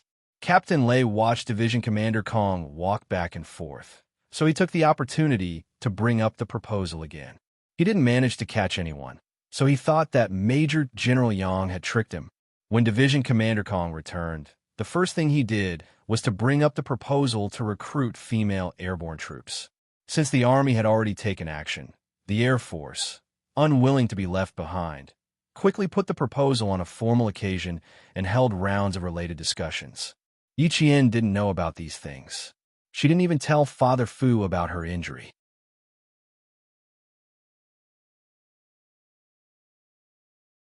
Chapter 5003. Even after Yi Qian returned to the Pioneer Battalion, Father Fu did not return. Father Fu, who was so engrossed in his work, seemed to have forgotten that his daughter was not far from him. He immersed himself in a series of data analysis after the successful experiment. By the time Father Fu thought of Yi Qian, the injury on Yi Qian's calf had already fully recovered. However, there was only a small scar the size of a pinky nail left. Xia Jinyuan bent over and gently poked the scar with his finger. He smiled and said, "Another medal. In the future, yes, there will be more. You have to be careful. A few small scars are fine, but if you have too many big scars, it will damage your foundation." Xia Jinyuan found out why Yi Qian was injured the day they returned from the experiment center. As the time for the two of them to leave the Pioneer Battalion was getting closer and closer, Yi Qian trained with an injury. In order to prevent the wound from bleeding repeatedly, Yi Qian applied a thick layer of sterile gauze to the wound. Even so, the gauze that he changed every night was still soaked with blood. Xia Jinyuan was always in charge of changing the gauze. Every time he changed the blood-stained gauze, his handsome face would tense up, and the aura around him would be so oppressive that Yi Qian did not dare to speak. Even though Xia Jinyuan was distressed, there was nothing he could do. This was a thorny path to begin with. Sometimes, one misstep could result in bleeding and broken bones. In serious cases, they would be permanently disabled. In serious cases, they might even lose their lives. They both knew this, so there was no need to say anything. No matter how distressed they were, they had to tell each other that they were going to continue on this path together. There was no turning back. Because the wound had repeatedly healed, it naturally took a long time for it to heal. What was supposed to take half a month was dragged to more than a month. Fortunately, it was the cold season, and the wound had repeatedly healed. As long as it was properly treated and disinfected at night, there were no signs of pus. During this time, it was also thanks to Xia Jinyuan's meticulous care. Yi Qian did not feel anything about her injury. In fact, she did not even think of it as an injury. In her eyes, the real injury was like the time when she was undercover in Myanmar and almost died on the way back to China. That kind of injury was a real injury. Seeing that Xia Jinyuan was still poking at his healed wound, Yi Qian was a little worried. Are you addicted to changing medicine and can't bear to see me recover? What did you just say? Xia Jinyuan, who was bending over to check the scar, straightened his back and raised his slender eyebrows slightly. His voice rose lazily, and a dangerous aura slowly approached Yi Qian. Yi Qian. She immediately knew that she had said something wrong. Her man, yes, couldn't bear to see her get hurt. However, in order to teach her a lesson, he was ruthless enough to beat her up until she had to be hospitalized. Realizing that something was amiss, Yi Qian immediately changed his tone. You may want to, but I don't. It's not a good thing to be injured. If you suffer, you'll suffer too. It could be said that he had a strong desire to survive. Be good. I'll buy you candy tomorrow. Lieutenant Colonel Xia was very satisfied with his girlfriend's cleverness. It was good that she knew that it was not a good thing to be injured. No matter how small the injury was, it was still an injury. The injury on her leg had not healed for a long time. If it wasn't treated well, there would be problems no matter how meticulous the care was. Therefore, no matter how many injuries there were, it was not good, not good, not good at all. The dangerous aura slowly dissipated. Xia Jinyuan once again bent over to help Yi Qian roll down his rolled-up trousers. He even gently tugged at them to remove the creases. There's still 23 days left. After 23 days, what are your plans? Have you seriously considered the Major General's suggestion? Now that Yi Qian had recovered, Xia Jinyuan brought up Major General Yang's suggestion again. It could also be considered a suggestion. Division Commander Kong had high hopes for Yi Qian. It just so happened that the airborne troops were recruiting female paratroopers. They were not recruiting new recruits, but they were all recruited from the Air Force. However, he was worried that the female paratroopers would not be able to withstand the high-intensity training and would not be able to endure the hardships. If some of them decided to quit midway, it would cause a butterfly effect and affect the determination of other female paratroopers. Division Commander Kong called Major General Yang.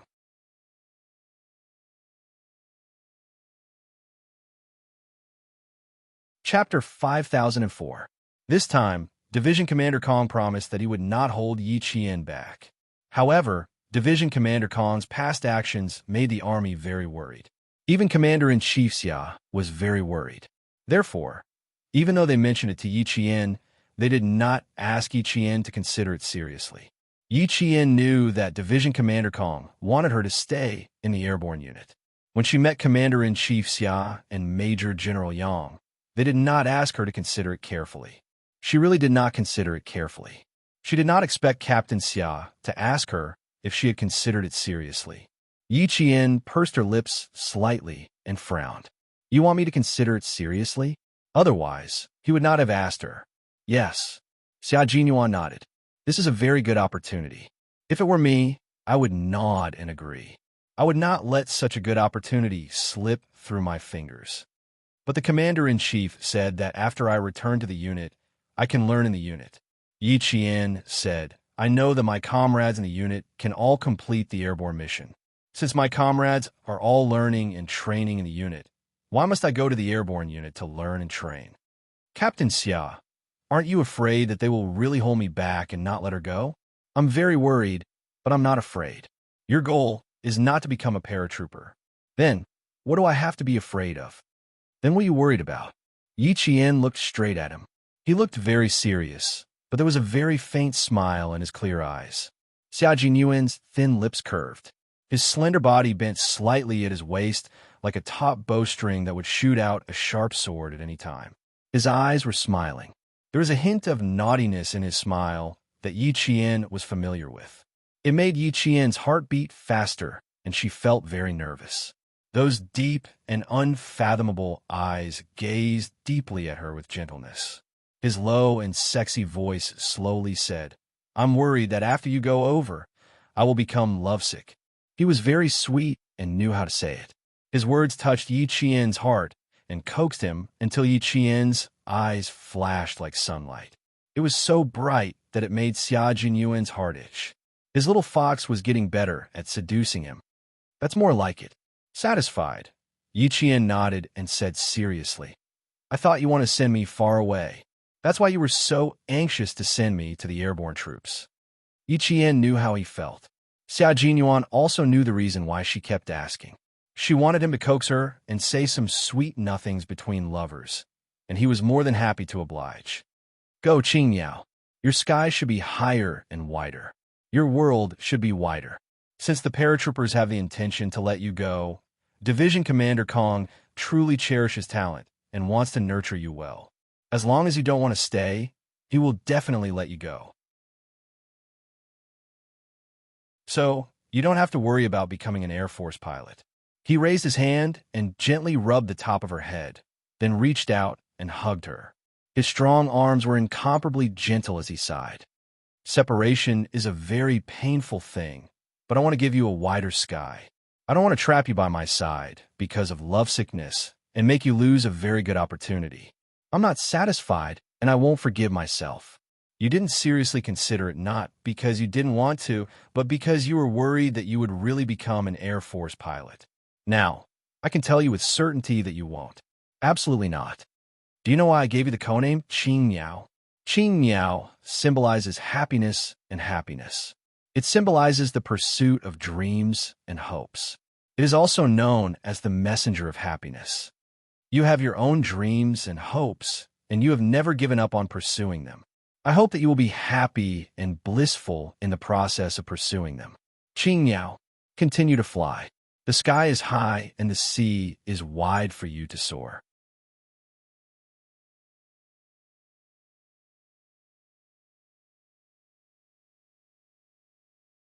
Chapter 5005.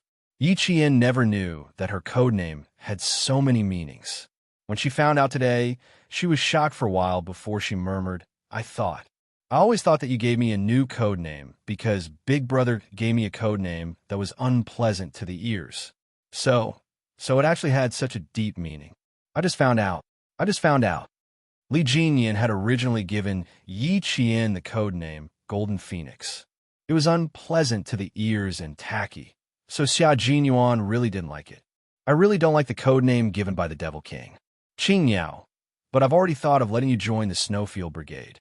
How could I let the Devil King replace you so casually? Speaking of the codename Li Jinyan once gave Yi Qian, Xia Jinyuan still despised it to this day. She was clearly a person as cold as a snowy mountain, so why didn't she have the slightest bit of celestial aura? That's right, the codenames of all the water demons in the Storm Brigade were indescribable. When placed on the table, what a feast of seafood. Yi Qian, who was nestled in his arms, also thought of her old codename. It was indeed unsatisfactory, but it was given by Big Brother, so she couldn't dislike it too much. Hugging her, he gently rested his chin on the top of her head and gently rubbed it. Go, Qingyao. I always thought that you were the one chasing after my footsteps. Have you never thought that one day it would be me chasing after your footsteps instead? Do you hope that such a day will come? I really hope that such a day will come. I'm already looking forward to it. He wasn't worried that the person in his arms would surpass him. He only hoped that she would fly higher and higher so that she could see the most beautiful scenery in the world. He had always thought that Xia Jinyuan was constantly fighting for opportunities for Yi Qian. From junior high to her 4th year in the military academy, Yi Qian had many opportunities to enter the army early for training. Xia Jinyuan had never mentioned any difficulties to Yi Qian. Every time, he would just smile and tell Yi Qian what good training she had to participate in, but he never mentioned his own efforts. Now, Yi Jian's outstanding performance had won a lot of attention, which made the leaders appreciate her talent. They all thought that Yi Jian was a moldable talent who was not bound to one side. They all wanted to dig deeper into her potential so that her future path would be wider and benefit them. They also wanted to set an example for all the officers and soldiers in the army. Today, Yi Qian no longer needed Xia Jinyuan to fight for her behind her back. She no longer needed to bang on the table and go against the higher-ups, and she no longer needed to make phone calls. Based on their small friendship in the past, which he didn't know if Yi Qian cared about, he was willing to put in good words for her to learn from him. He never mentioned it to Yi Qian. When he wasn't with Yi Qian, he also never thought of using it to win Yi Qian's favor. Xia Jinyuan, the crown prince of the imperial city, had put in so much effort for Yi Qian that even his father, Commander-in-Chief Xia, couldn't imagine. Now that Yi Qian had finally walked down the path of success, one after another, arrangements that couldn't possibly fall on ordinary soldiers came one after another. How could Xia Jinyuan reject them? How could he make Yi Qian give up? With his current status, this was an opportunity that he couldn't get even if he used his family Xia as an excuse. She had to go. There was nothing else to consider. Although deep love was hard to come by, what was even harder to come by was the silent sacrifice that didn't need to be known by the lover. Xia Jinyuan was a role model for all men. With Xia Jinyuan's support, Yi Qian, who also hoped that she could learn more and be able to protect herself and her comrades, immediately decided to go to the airborne unit for training. This was a rare opportunity. If she missed it, she might not get another chance in her lifetime. Her lover was so supportive of her, so why should she give up this opportunity? You're tuning in to the Warrior Lore YouTube channel. Don't forget to subscribe and join us on this journey to catch the most captivating stories.